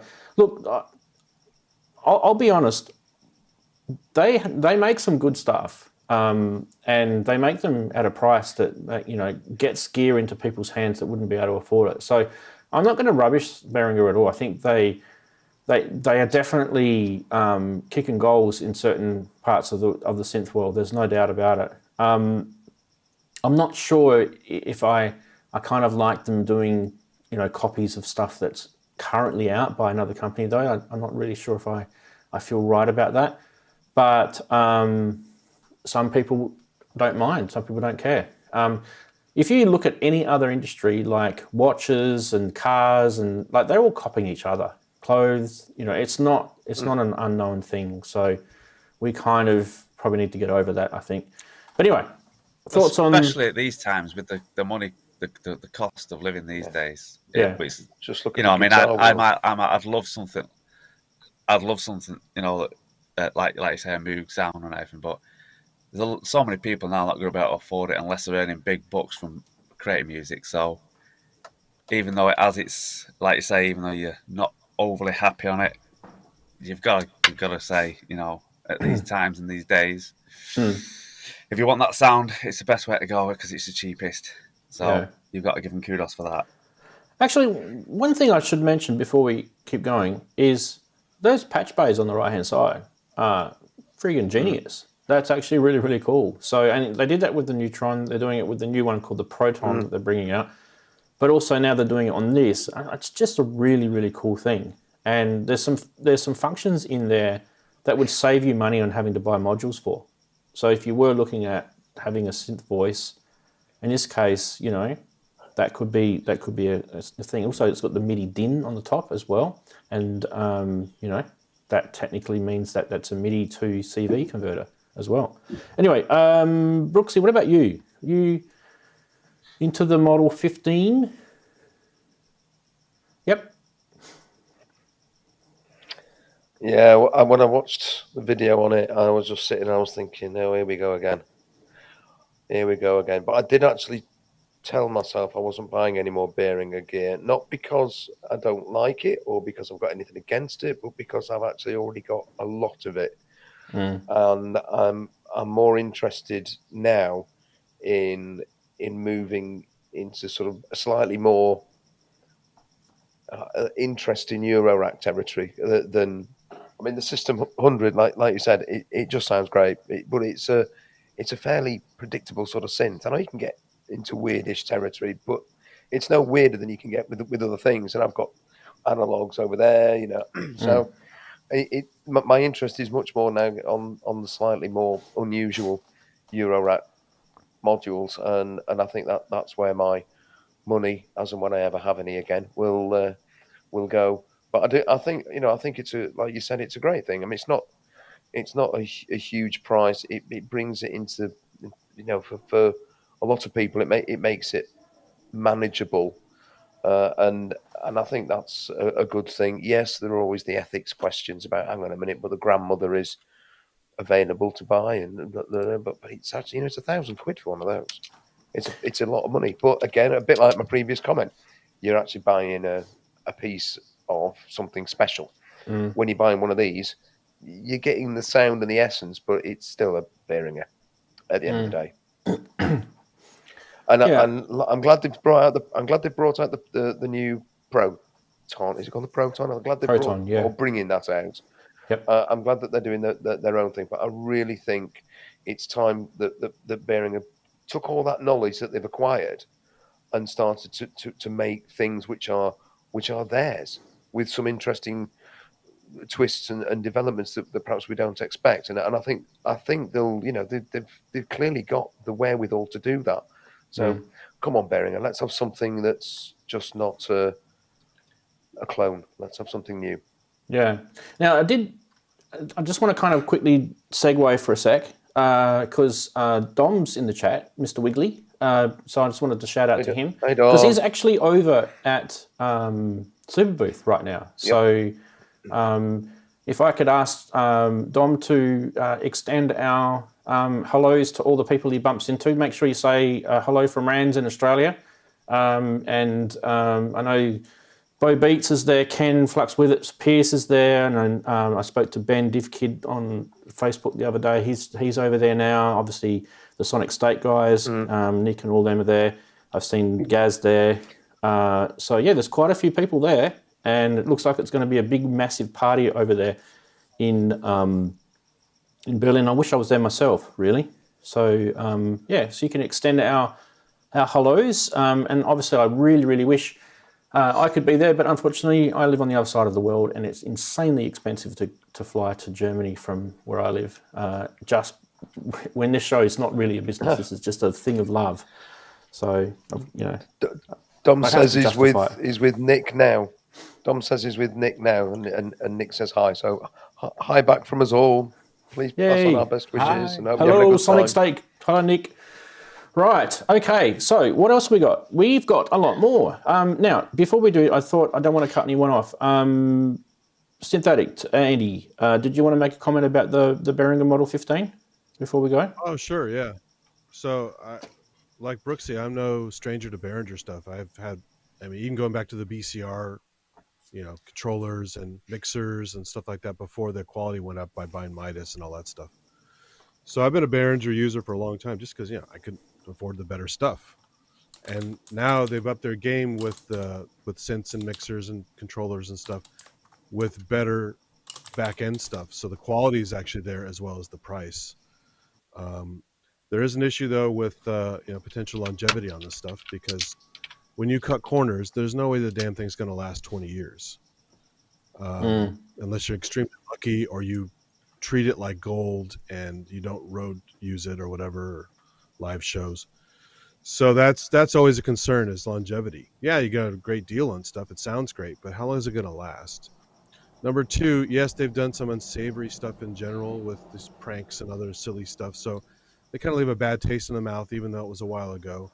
And the fact that they do have this amazing ability to do stuff like the Neutron, the Proton, DeepMind 12, which I really enjoy, even though people slag it off.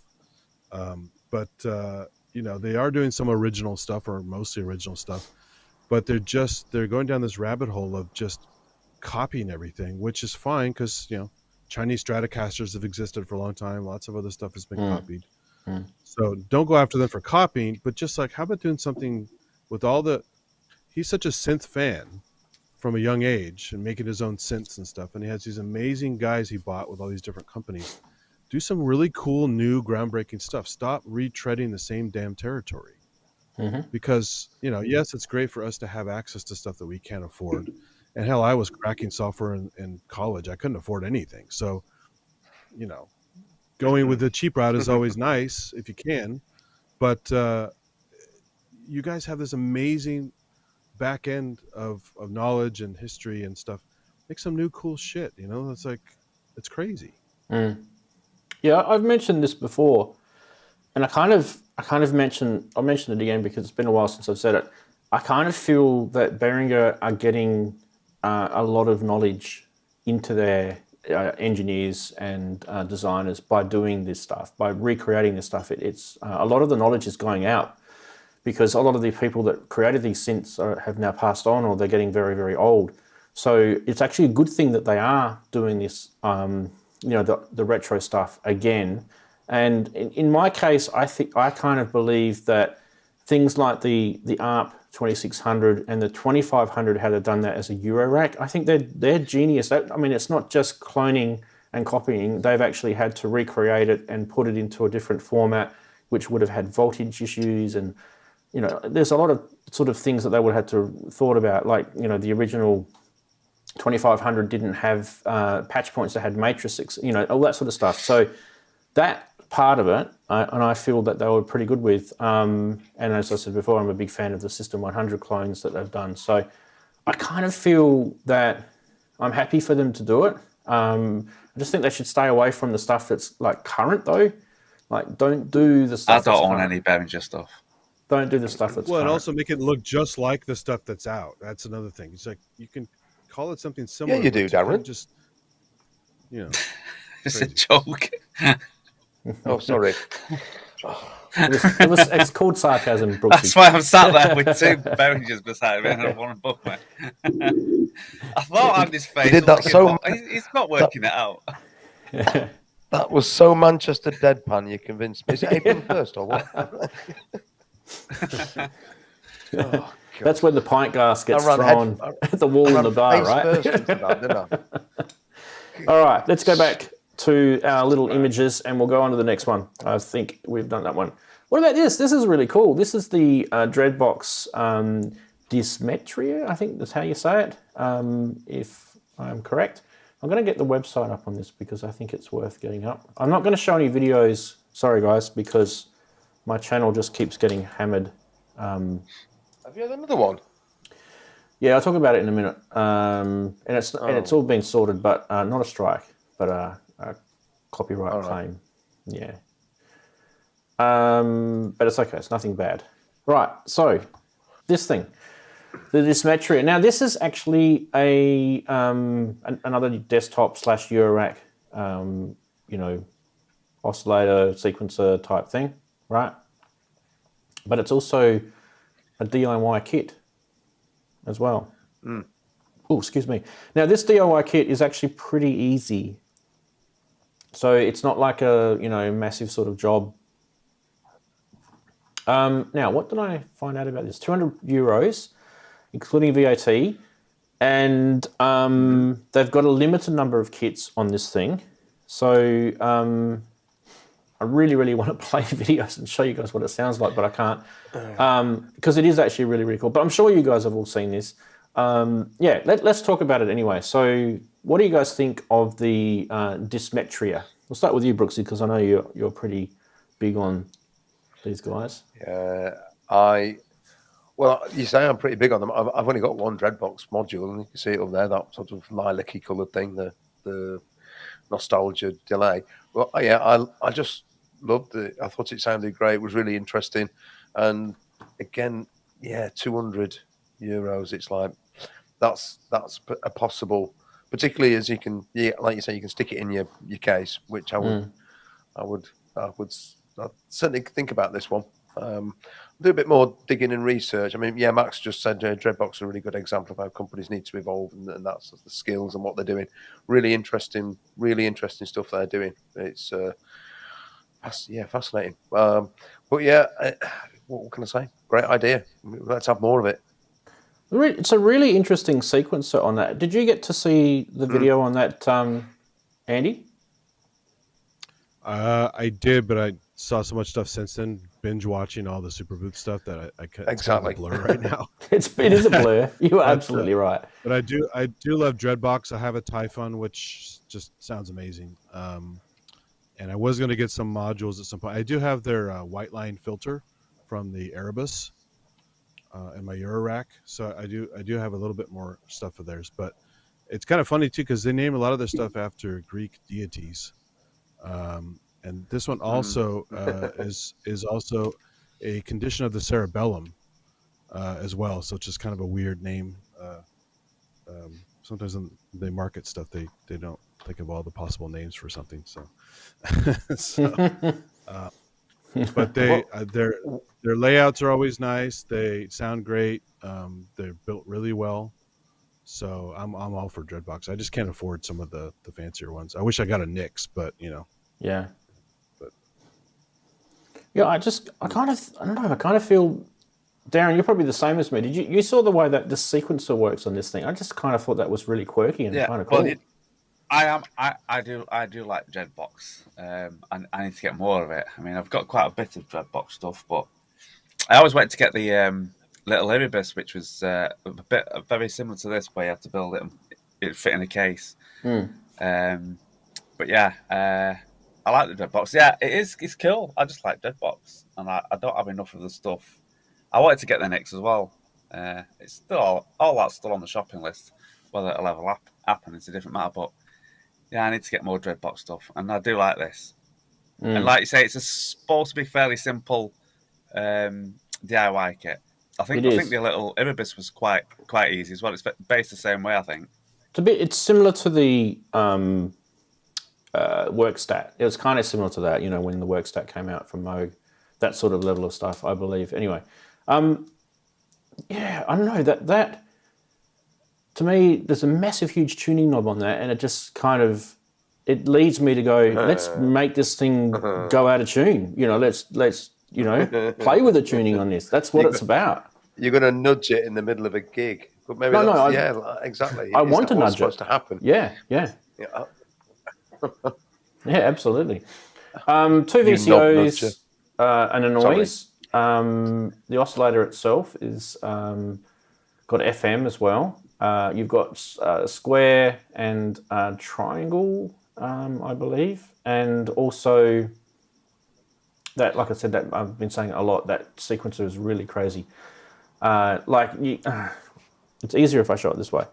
If you look at the bottom left-hand corner, of that module. You've got pitch, velocity, and MIDI, and all the sort of all those sort of controls down the bottom there. There's some crazy stuff going on in that module. I think people are going to have a ball with it. Right, next.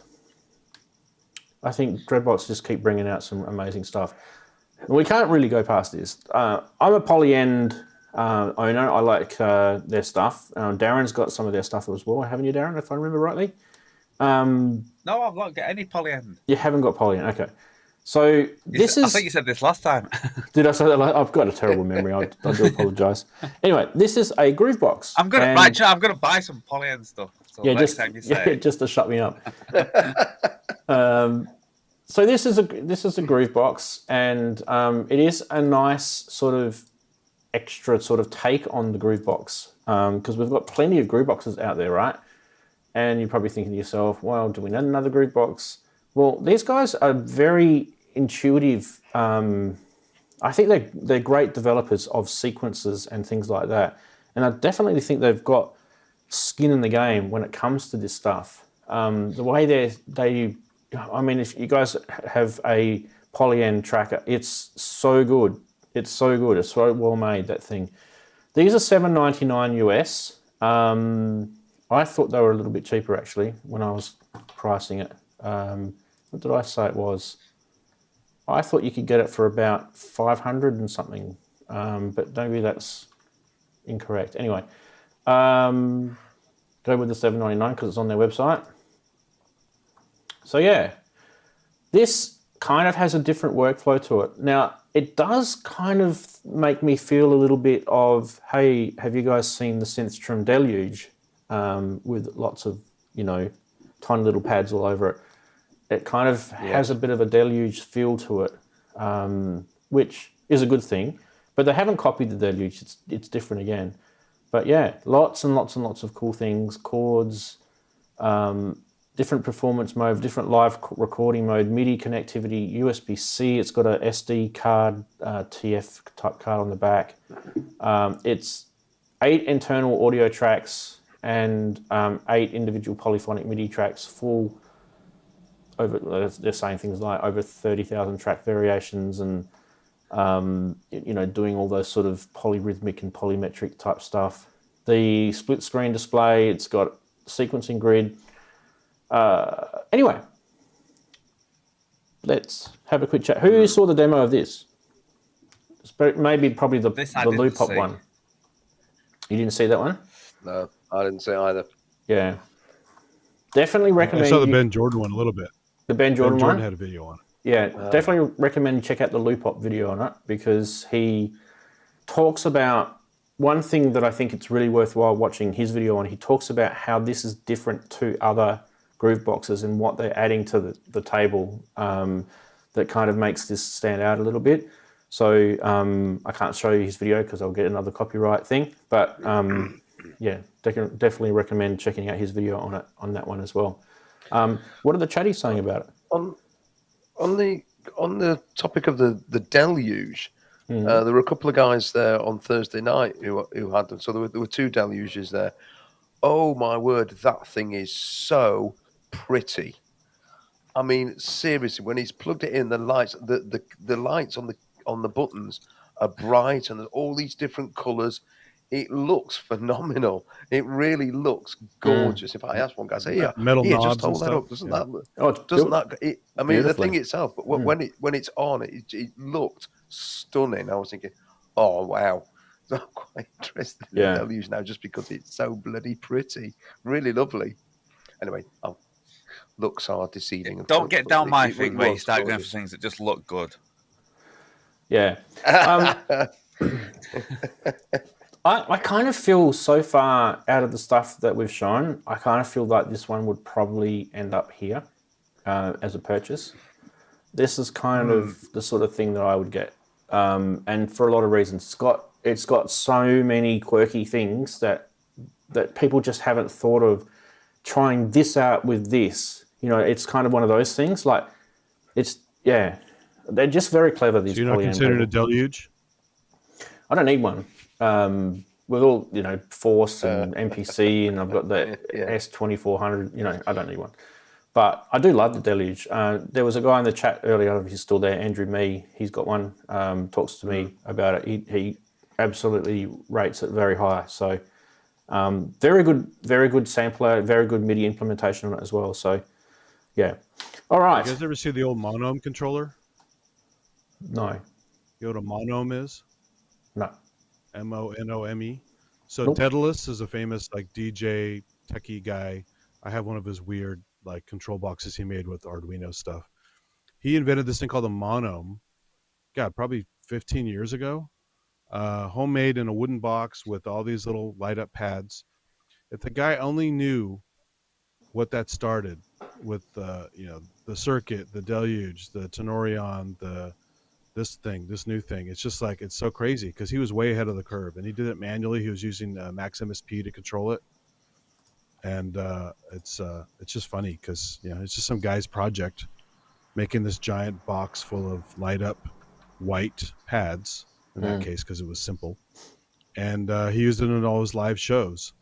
And he was just so far ahead of the curve. It's hilarious to see how far this has taken off. Yeah, interesting. Well, maybe in the next couple of days, if I get a chance, I would like to approach Polyen and see if I can get some permission. What I'm trying to do with this show is, if I do come across something that I want to show you guys in a video or something like that, I'm getting permission from the manufacturers or from the developer or something. And then if I do play the video and I do get a copyright claim, I can say, got permission. And that's exactly what happened last week. So I spoke to Ben, DivKid, but I still got the copyright claim. And while I'm under a copyright strike umbrella at the moment, that's very dangerous for my channel. So I have to be extremely careful. And it took about 2 or 3 days for me talking to Ben and Ben talking to YouTube to try and get rid of it. It was a bit of a pain, but they still got rid of it, which was good. So it ended up being a positive thing in the end, but still, like people need to be able to share information on YouTube. YouTube, you're starting to piss me off. Right, what about we talk about this, the Korg NTS2. So the NTS1 or the was it the NT1 or the NTS1? I forget now. Anyway, these kind of like these DIY type systems, right, that Korg have brought out. And they've got this new thing now where you can do this sort of patch and tweak, they've got this kind of whole bundle now where you patch and tweak with Korg, and you got the obviously the hardware itself and the connectivity with this, and you can sort of develop with it. I actually think this is kind of a really, really cool thing. Getting into your computer, plug it into other different devices like Eurorack or even some sort of old analog synths. I think it's really, really cool. And this bundle, I think it is limited. They always say it is because they just want you to rush out and buy it, but I'm pretty sure it is limited. So yeah, there's the old one on the left. I think it's actually a pretty cool thing what they've done. They've a lot of stuff in here, like the 4-channel oscilloscope. You've got the spectrum analyzer. This is kind of like the Mordax data guys, isn't it? Dual waveform generator tuner. So yeah, this is a really, really cool little project. And I think for a lot of people, it may actually be something right up their alley. Anyone got some comments about this one? This is down Andy's alley, isn't it? This little... Yeah, I mean, I have an NTS1 that's really fun for, little synthy bits once in a while and really good effects. The guys writing the code for the effects for that thing are just insane. It's the same code that goes into the John, I'm drawing a blank on the damn thing now. XT. The Monologue Korg, XT. yeah, the XT. Monologue, yeah, Minilog XT. Minilog. And so, yeah, if you don't have that, because I have a Minilog I got when it came out. And if you don't have that, I'm like, well, I don't want to buy an XD as well, but I want the digital section. So I bought the NTS1, put it together in hopes of kind of shoehorning them together. So now I kind of have an XD, right? Missing the joystick. And And it kind of works that way, but the XD has its own extra kind of cool things that are nice. So I still may get an XD module someday, but the NTS1 is great for that. This guy, if you guys do tweaking a lot with synths and not just playing presets and stuff, anyone out there, having an oscilloscope is awesome. I mean, when I worked at Nikon for a while and they were throwing away some old oscilloscopes, essentially, I got one of the guys to give me one for my Moog Rogue because I was learning synthesis and I wanted to see the waveforms and see what I'm doing. And it's funny, there's no sine wave generator on the Moog Rogue, but I can quickly figure out how to make a sine with the oscilloscope. Not just by hearing it, but by seeing it. And then it reinforces what you're doing. So they're incredibly useful. And that's why the Mini Log and those guys have built-in oscilloscopes now for stuff, not just a gimmick, but you can really use it as an educational tool. And it's fun to show people stuff who are like, hey, what's that? That's weird. So it's really hard for me not to have an oscilloscope now. That's why I got the O-Tool Plus in my Eurorack.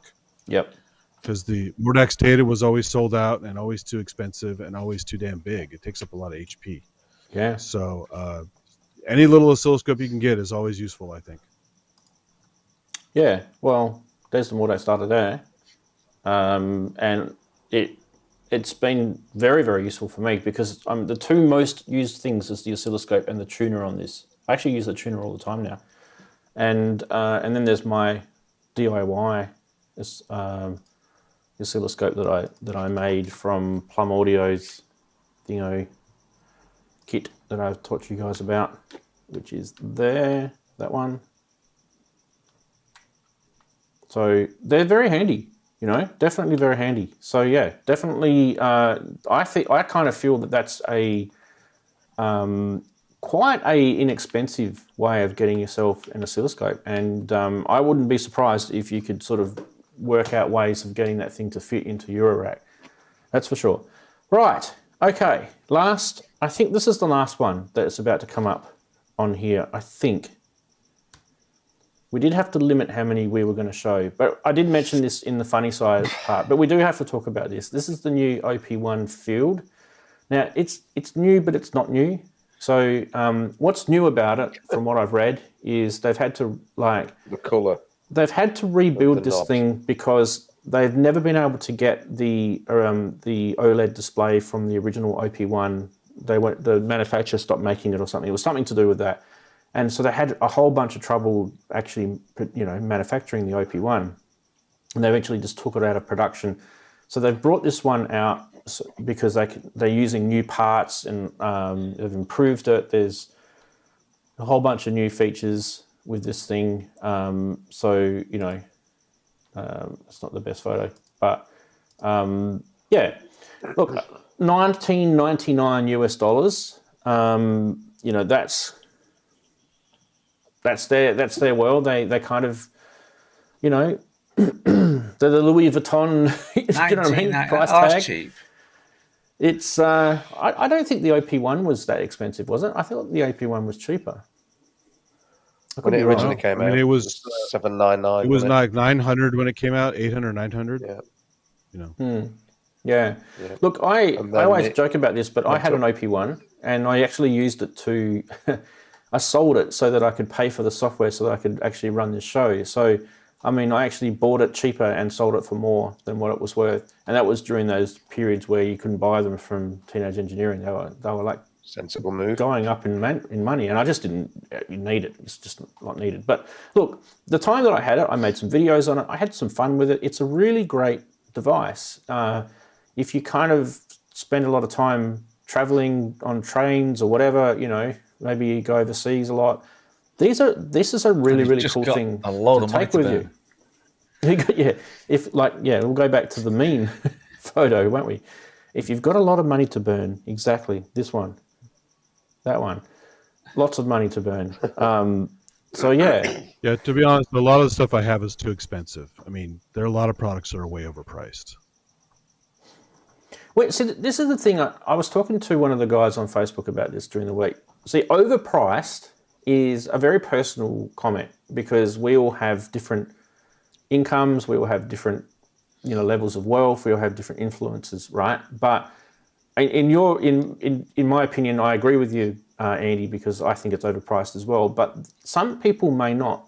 I think majority of people probably do, but some people may not think it's overpriced. And I actually have read a few forum posts where people have very quite succinctly argued that it's actually not overpriced for what you get, for what's in it, for the development that goes into it, and things like that. So they've got some very good arguments against it. But look, like I said, it's a personal thing whether you think something's expensive or not.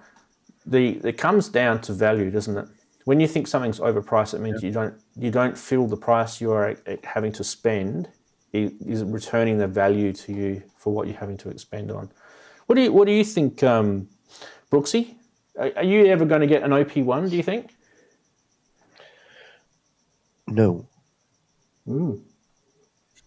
No, that's the most you've said ever. I mean, I've seen demos and I've seen people using them on YouTube, and yeah, it sounds great. Yeah, you can do stuff with it, but I'm sorry, I can't. I've never been able to get myself enthusiastic enough at the price that it's charged. That's charged for it. I just can't. So, and the thought of that amount of money for this, I know that if you turn around here and go, well, you had that, and you had that, and you had that, and you had that, and then it all comes up, but it's not the same.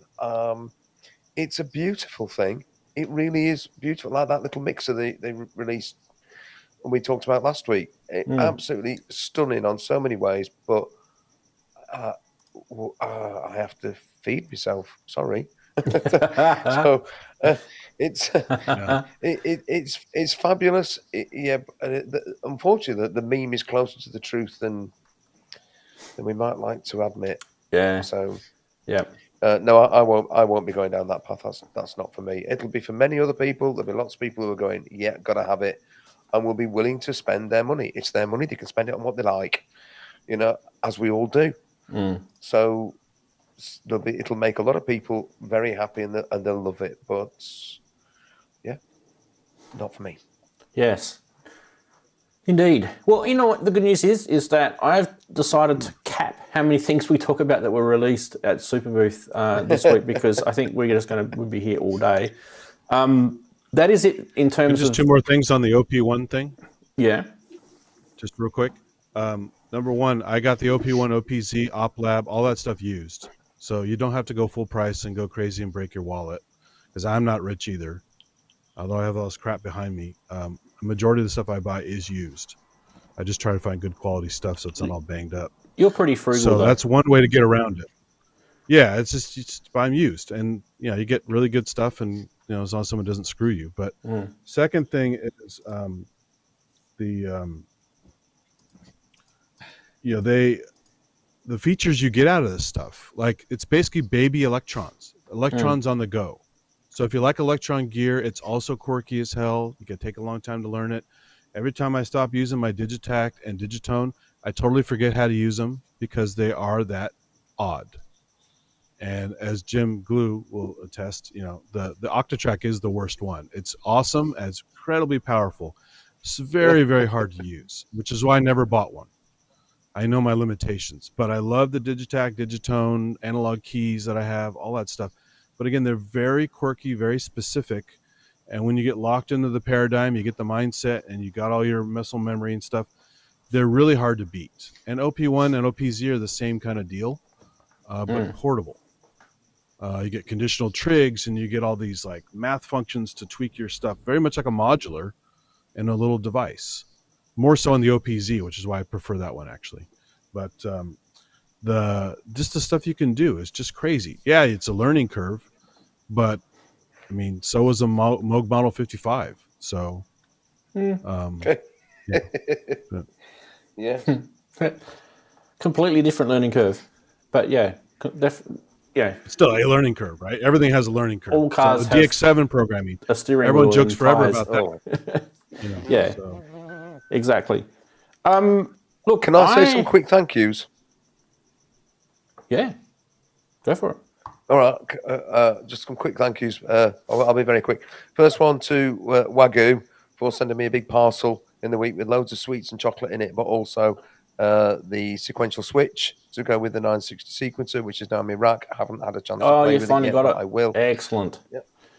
And the other one, actually from Sensient, which arrived this morning.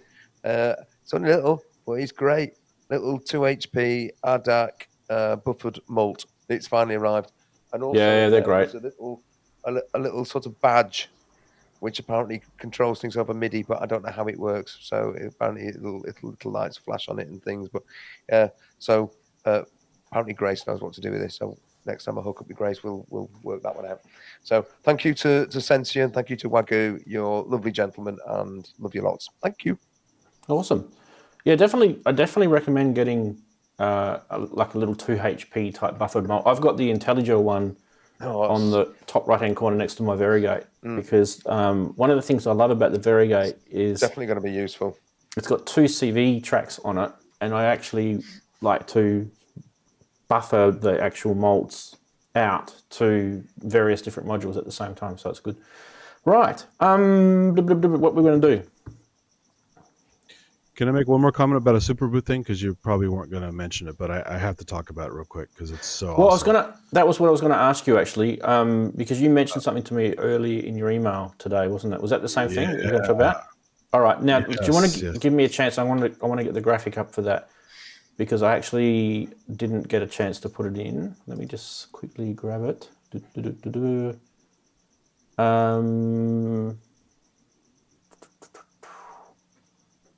So this is the, let me get it. I'm not going to say it, so I'm going to get you to introduce it. Sorry. Just give me a sec, guys. I don't want to actually mention it because I'm going to give Andy the...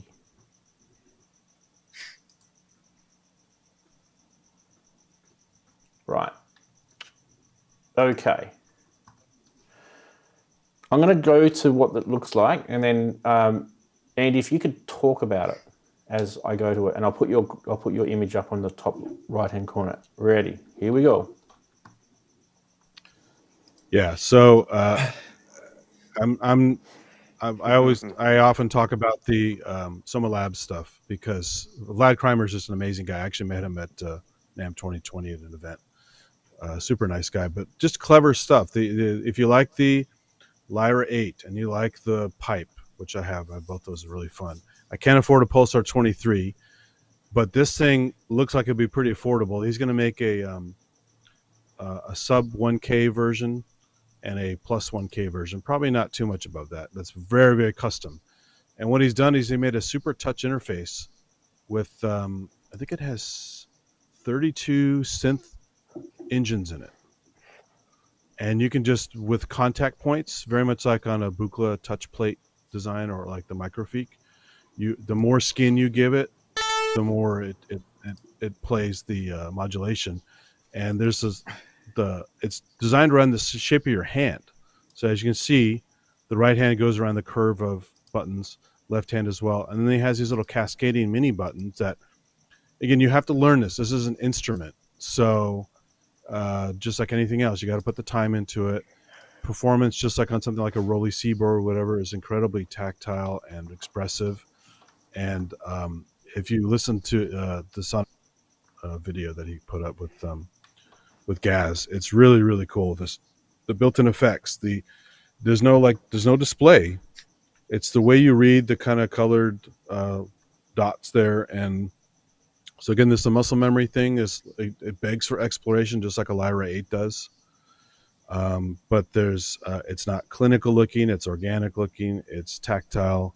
I don't know. I as someone who used to play violin and other real physical instruments and even a little bit of guitar, there's something to be said for having something that's an instrument that is completely controlled by you, completely approached by you, however you choose to approach it, not just this one single way or a couple of ways.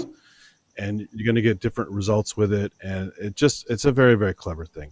Kind of like my A-frame drum I play once in a while. With the technology behind it, allowing you to do whatever crazy crap you want to do with it. It's not a one-trick pony at all. It goes off on all these tangents, and it's really up to you to bring out the expressivity of the instrument as well as the sounds and the whatever you want to do with it. But It's just, it looks silly because people are like, oh, what am I going to play for a piece of wood? Like, it looks like a tree trunk, right? But that's the gut reaction of most people who just want to clown on stuff. But if you watch the video and listen to it and realize what it's really doing, and the lineage of this guy who's incredibly clever and artistic, it's super cool. It's just a really interesting device, and it's really not going to be that expensive for something that's that expressive. So, yeah, good. That's my 2 cents. I mean, it is microtonal, and I think the thing that it kind That too, yeah, microtonal, yeah, and I think the thing that kind of made me sort of like it was the transitioning. So like, what Andy was saying is kind of when you play this, it'll give everyone a different sort of result based on how you transition, so to sort of from the different sound effects it can do, because it's kind of it's got a kind of what did I say, a tonal noise sort of ability to it, and then that sort of stuff. Look at all the modular stuff that's done with atonal things and noise art and all this kind of stuff.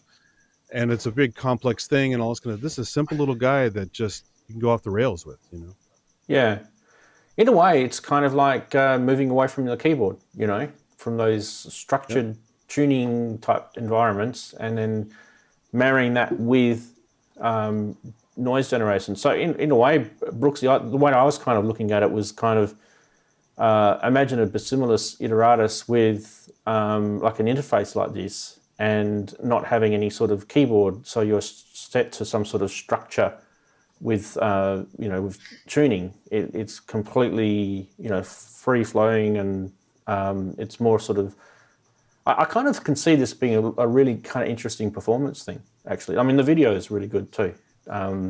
Very arty video, so check the video out. All right.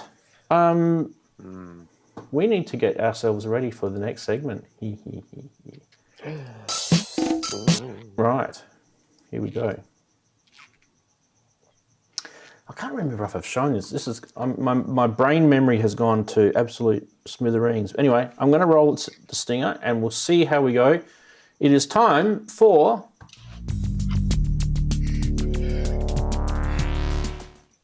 Darren's yawn. It is time for Name That Synth, and if you have been yawning like Darren because this show is so I was up early.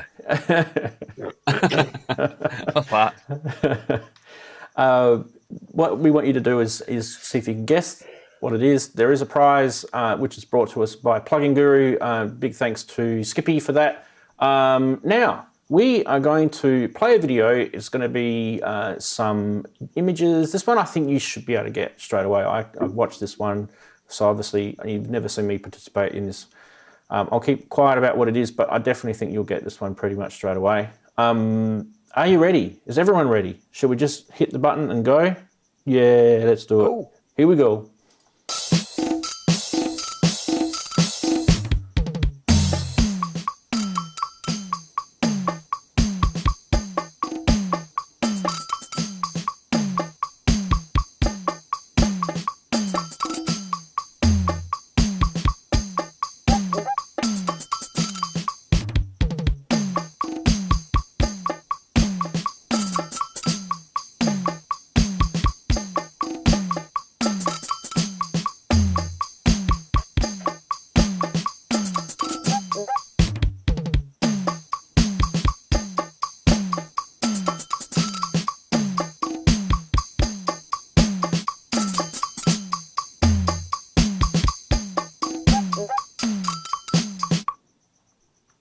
Right, I did press pause this time.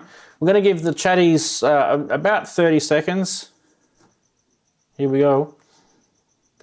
And we'll just give them 30 seconds to, I'll start my watch now, to see if they can come up with what they think it is.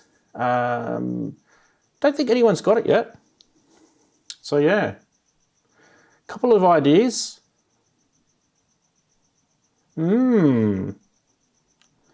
Got about 10 seconds to go. It's definitely a drum machine, wasn't it? But I'm not going to say whether it was or not.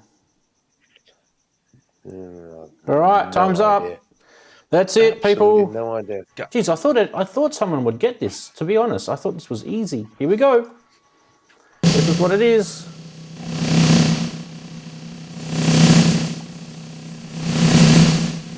No, that's not easy. That's not easy. Yamaha digital drummer EMR1. There you go, people. That's what it was. Nobody got it. So They only sold 3 of them. Guess who gets to win this week? This was done by Eddie. Eddie's got it again. Yeah, Eddie's got it again. Eddie's got it again. Unfortunately, we can't give Eddie the same prize again, so I'll have to work something out for Eddie. He's actually not in the chat, I don't think, today. FFS. No, I've not seen him. He had a late night last night. FFS, Sasquatch. Yeah, right. Yes. God. That was a good one. I honestly thought you guys would get that. The moment, because I saw the back of the video. Look, I'll go back to where he was. He was like zooming in and out the back of this thing. There was a couple of parts where it was actually in focus. I was wondering because of the RCA sockets on it, but the like that. The EMT1 and the EMT10. There was a time when they were sort of everywhere, and of course, I own an EMT10, so I'm sort of familiar with that. But I didn't pick up anything about that made me go, other than those sockets. But I didn't figure it at all. I knew that I knew it existed. Drum loop with the rings flashing. Yeah, everyone saw the rings and just assumed it was that Zoom thing, but no, because it was. I could see. I think a lot of people watch it on their phones, don't they? I don't think a lot of people are sitting behind a larger monitor, and I know some people watch it on big, massive TVs. Probably pure chili. Well, yeah, showed me a photo once of him watching my show with this massive 40-inch screen. I thought, oh my god, poor me.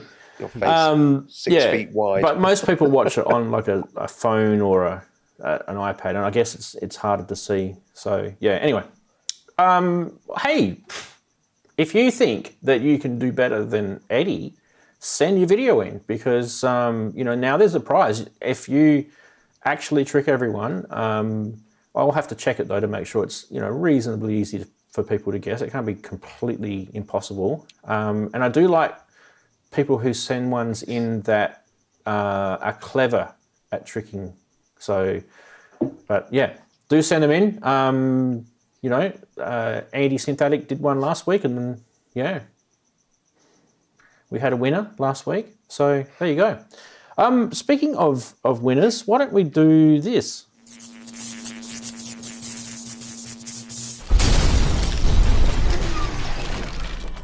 Scammers time. I don't think there's really any scammers. It hasn't been for a while. Anyway, these ones are from you, Andy, and these are old ones. But I just thought they were interesting. Like just to bring up kind of some weird listings. Like this one's signed by Greg Hawkes from the Cars. I mean, oh my god. I love the Cars. The Cars are one of my influences. So if anyone's ever talked to me offline, they'll know that. But yeah, I'd love something from the Cars. That'd be amazing. And $5,000 for a Lindrum is not crazy money, because they kind of do go for that sort of money, don't they? It's not crazy money. This would have sold, by the way, though, because this listing was about. I kind of feel it was about sort of end of March, early April, so it's about a month and a bit ago. Yeah. So yeah. Can you guys think of a car song that uses this drum machine? I can. Which one? I only know one. What? Let the Good Times Roll. Who's going to drive you home? Yeah. And Magic probably would have been one that would have used that, I reckon. Well, the drive song was during the... later on they used a... like Heartbeat City was all Fairlight, pretty much, or mostly Fairlight. And I think Shake It Up was Synclavier. Sensi is saying he couldn't name a car song. What? What's going on, Sensi? Come on. You need to Drive's the only one. You need to get onto YouTube and like... I mean, if you've seen Fast Times at Ridgemont High, you know one song, because it's the pool scene. So... Yeah. So this is one of the reasons why I wanted to show you guys this, because I thought, Andy's gone to a lot of effort to show us these, and at the same time, some of these are actually pretty interesting. So, yeah. What about this? Checking of drum machines. This is an Oberheim DMX. And we all know about the DMX, don't we? Blue Monday and all that sort of stuff. Yeah, Blue Monday. Is that the most famous song, do you reckon, that's used the DMX? I reckon we yes. could think of a few more, surely. Prince used it as well, didn't he? Heaps of people used it. Oh. Heaps of people That's the one used that it. immediately jumps out because it's so exposed, isn't it? Yeah, it's really exposed. Yeah. I think, I don't know if would you say that, I would say the DMX would probably have been more an American band user than the UK band, but because that song by New Order was so popular, it kind of really... It was Arthur Baker, wasn't it? When they were working with him, they had some connection with. I can't remember what the story of it now was. Well, they'd hooked up with Arthur Baker and they'd been to a lot of the New York clubs. So. Yeah, and it was the story behind it was the was it Donna Summer or Diana Ross or something? There was some beat that he liked with one of her tracks that she wrote, and they kind of, you know, someone knows the story better than me, but it's something to do with. Sentient says, "Don't think so. That was a year or so later." Who was it? All right. I mean, I'm quite happy to be corrected on that. Yeah, if I was wrong. So okay. All right. What else we got? Arthur Baker used. By the way, is that a good TR-808. price for a DMX? These are US dollars, by the way. Would you guys pay $4,000 for a DMX? I don't know. These things are pretty much just sampled sounds, right? So, you know, if you can get hold of the original sample bytes and put them into something like an MPC, you've pretty much got the same thing, haven't you? Not really sure. I don't even know what the hell this thing is, but I do know it is very, very, very rare. And so the Organ Systems Modular, it's a 3 Energizer with 3 Energizer filters. I don't even know what Energizer filters are. I'm going to have to Google that. Anyone know what Energizer filters are? An Energizer filter. I bet Kent knows what that is. Come on, Kent, let us know. Looks interesting, though, doesn't it? It looks very DIY. Yeah, it does. $11,000 US. I want to Google Energizer filters because I've never ever heard of that. And someone's probably saying, "What do you mean you haven't heard of it? I've had 50 of these things sitting in my studio." No. Even Wagyu doesn't know it. I can't even get an answer from Google, and it wants me to correct it to Energizer filters. And Well, that could be a Energizer- typo. You know, the guy. It could be a typo. Where is Georg Smarlenhutter? Where's Kent? Come back, Kent. George's drawing What are you doing? shack. Georg Smarlenhutter. We need to get somewhere in Kent on Germany. auto dial. Can you zoom in on the picture? I Kent, can't. come back. I can't. I don't have the thing doesn't have, it's inside a thing that's already, it's a button, unfortunately. Oh, it's nice. Marlin with an R. What about this? Georg Smarlen. The Eminent that's Selena. The Eminent Selena. Lovely. Not the ARP Selena, the Eminent Selena. So this is kind of, you know, when I looked at this, I had to go double take. Do you know what I mean? Like, when I first looked at it, I went, Selena. Oh, yeah, Selena. Hang on a minute. No, that's not an ARP Selena. That's an Eminent Selena.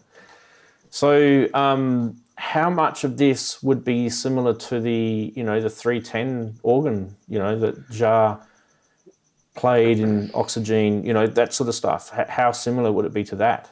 This, you know, It's the that string section, sound. isn't it? They took it out and repackaged it. It is a string synth, so it may be exactly the same. And it has the ensemble thing on there as well.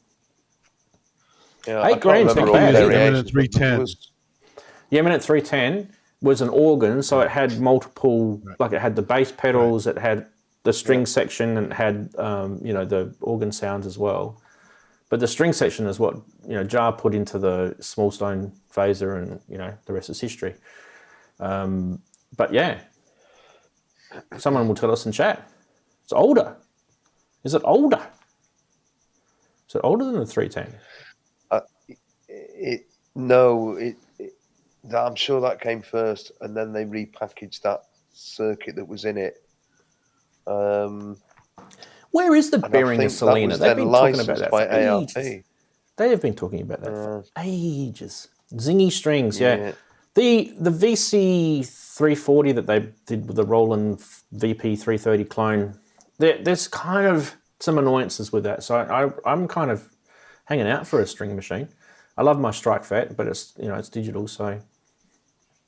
What's the issue with the Behringer one? I haven't heard the problem. They won't tell us when it's ages. coming out. So, and I've actually even asked them and they haven't replied. No, I mean the Roland one, the Roland clone. What's the? I don't think it's a Behringer issue. I think it's more the original design from the Roland. It's very right. It's not as the strings don't sound as rich or as pleasing. Rich is probably not the right word. Pleasing, in my ears. This is a personal opinion, right? I find the Selena sound a lot more pleasing. To my I have ears. the boutique one. It's kind of weak, so. It's not this thing. The Behringer remake's actually really good, and it kills the boutique for. But the voice sampling thing on the boutique is cool, where you can do the step-by-step voice. That is cool. Yeah. Parts. Yeah, pretty cool. Anyway, we have got to the end of everything. So we've done all the segments. We've done Superbooth chat. I think we'll probably talk about some other stuff next week. There was a hell of a lot of stuff that came out in Superbooth. And I feel sorry for people that run those websites like Synth Anatomy or Synthtopia or Gear News and those sort of websites, because they would literally be pumping out articles, at least 10, 15 a day. And if you're doing multiple genres, like if you're doing not just synths, if you're doing guitars and other stuff, you'd be really busy right now.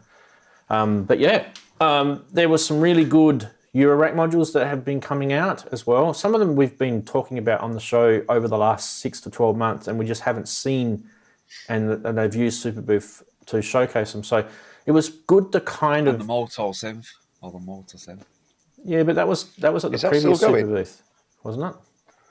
Yeah, it's Mark II came out, hasn't it? This different. Oh, right. I've not seen anything about that one, but still, it's a fascinating thing, isn't it? Yeah, using those. Look, even if I rang Nick up and said, "Hey Nick, have you got time to go through everything?" I bet you his answer would be no, because it's just been so. I mean, COVID has been an issue, and manufacturers have been holding off on showing stuff because of COVID, and it's not a good time. You're launching a product, and everyone's, what I mean. Like, so this year the Superbooth is huge. It's not huge in size because they have still got some some restrictions that they've got with being able to run it, but in terms of how much people wanted to get in there and launch their products, that's the huge part of it. So I think and like I said, next week we'll talk about some more stuff. So I'm looking forward to NAMM next month. It should be a big show because people are itching to get out. So I keep getting invited to go to it, but there's no way I can go to it. Like, it's honestly... it's crazy. Yeah, it's like me trying to go to Superbooth. It's kind of hard, so...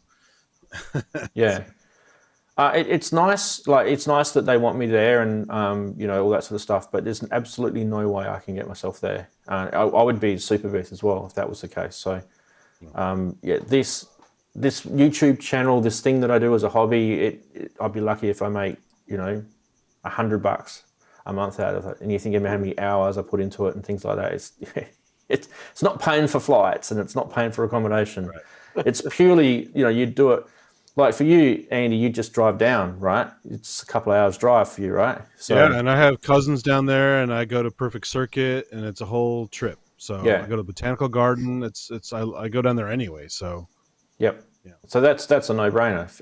If there was a NAMM in Adelaide or something, or if it was in an Australian city, it'd be a no-brainer. I'd go, jump in the car and drive. Yep, absolutely. But anyway, that's okay. There are Aussies going to it too. So I know one that's going to it, and you guys will find out who that is soon. Anyway, what do we want to do next? What's the time? 10:23 my time here, which means I've been streaming for 2.5 hours. Let me just check if that's correct. 2 hours and Can I make 24 minutes? Can I make a quick request? I've sent you a link in Facebook to Jim Glue's video of his set at the EMOM, which would be quite nice for a quick look at that. And he says that's absolutely fine. He said so in the chat, so you've got that in print. Okay. Let me just bring it up, and I just want to check one thing on it first.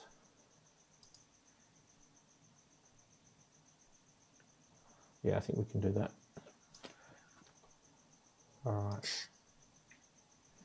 I'm just going to fast Jim, forward. if you're still there, give us a yes in the chat if you're still there. I'm just going to fast forward the video so that it's ready for him actually playing. Yeah, okay. There's a bit of preamble at the beginning. Yeah, there was, yeah. Setting up and stuff. Okay, here we go. I'll just turn my mic off.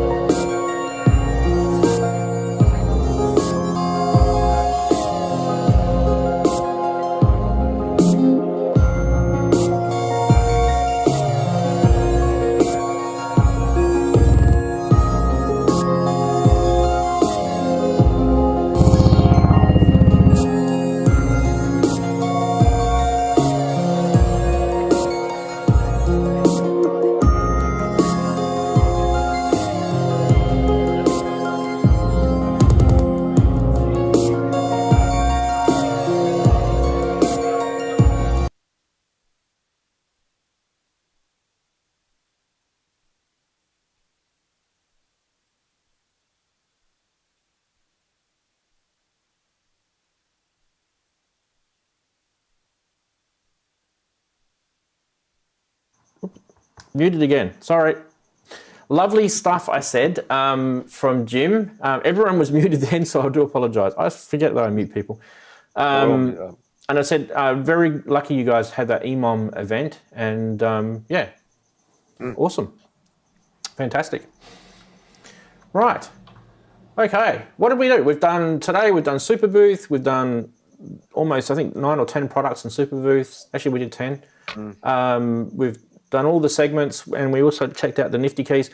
Before we sort of wrap it up, do you guys want to ask me any questions about the NiftyKEYZ or show you anything about it? Because I'm here, this is what the show was, you know, the sort of primary topic was that.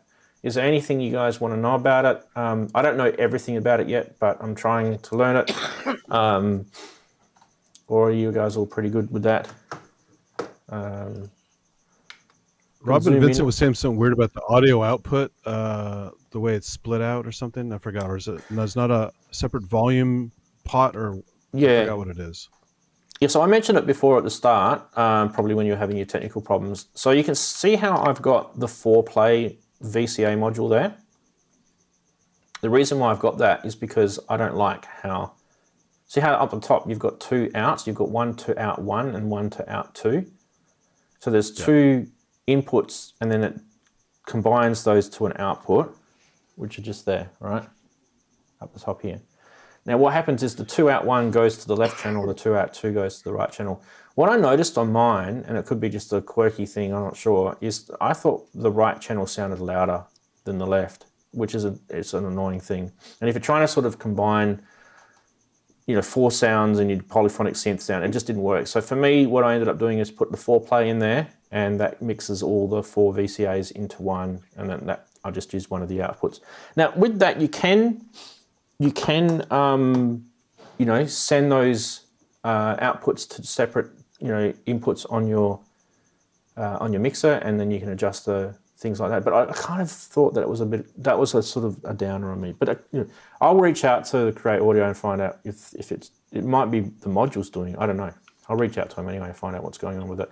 The way it splits to left to right, that is a feature, not a bug. So that's, you know, what they kind of, that's how they want to do it.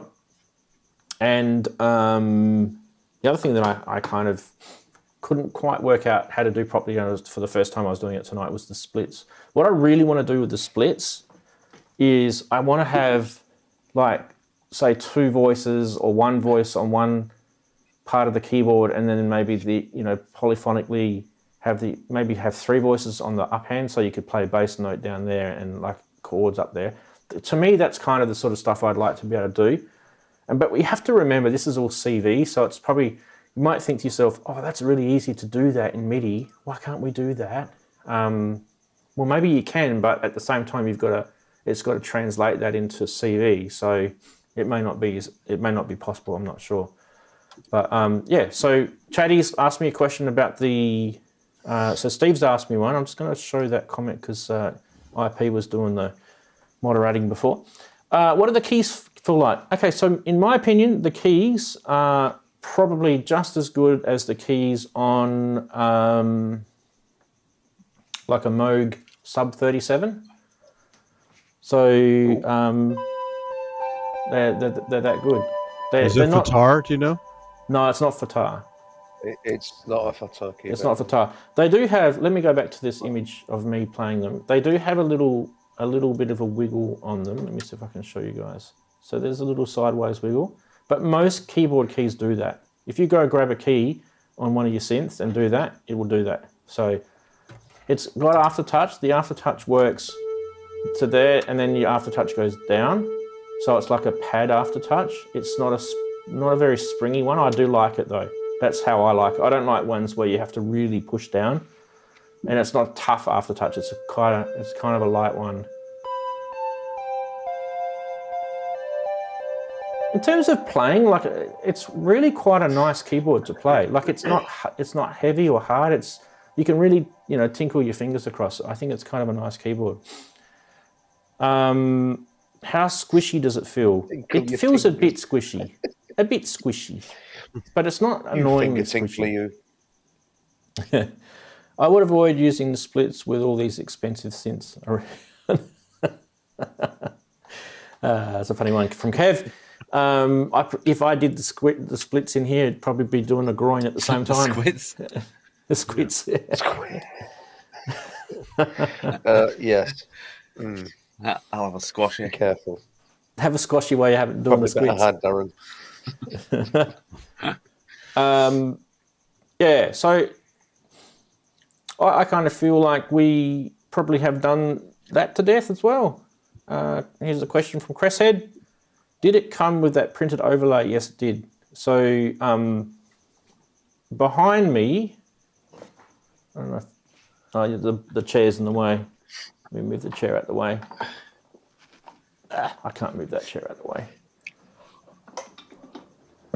There's the box on the floor that it came in.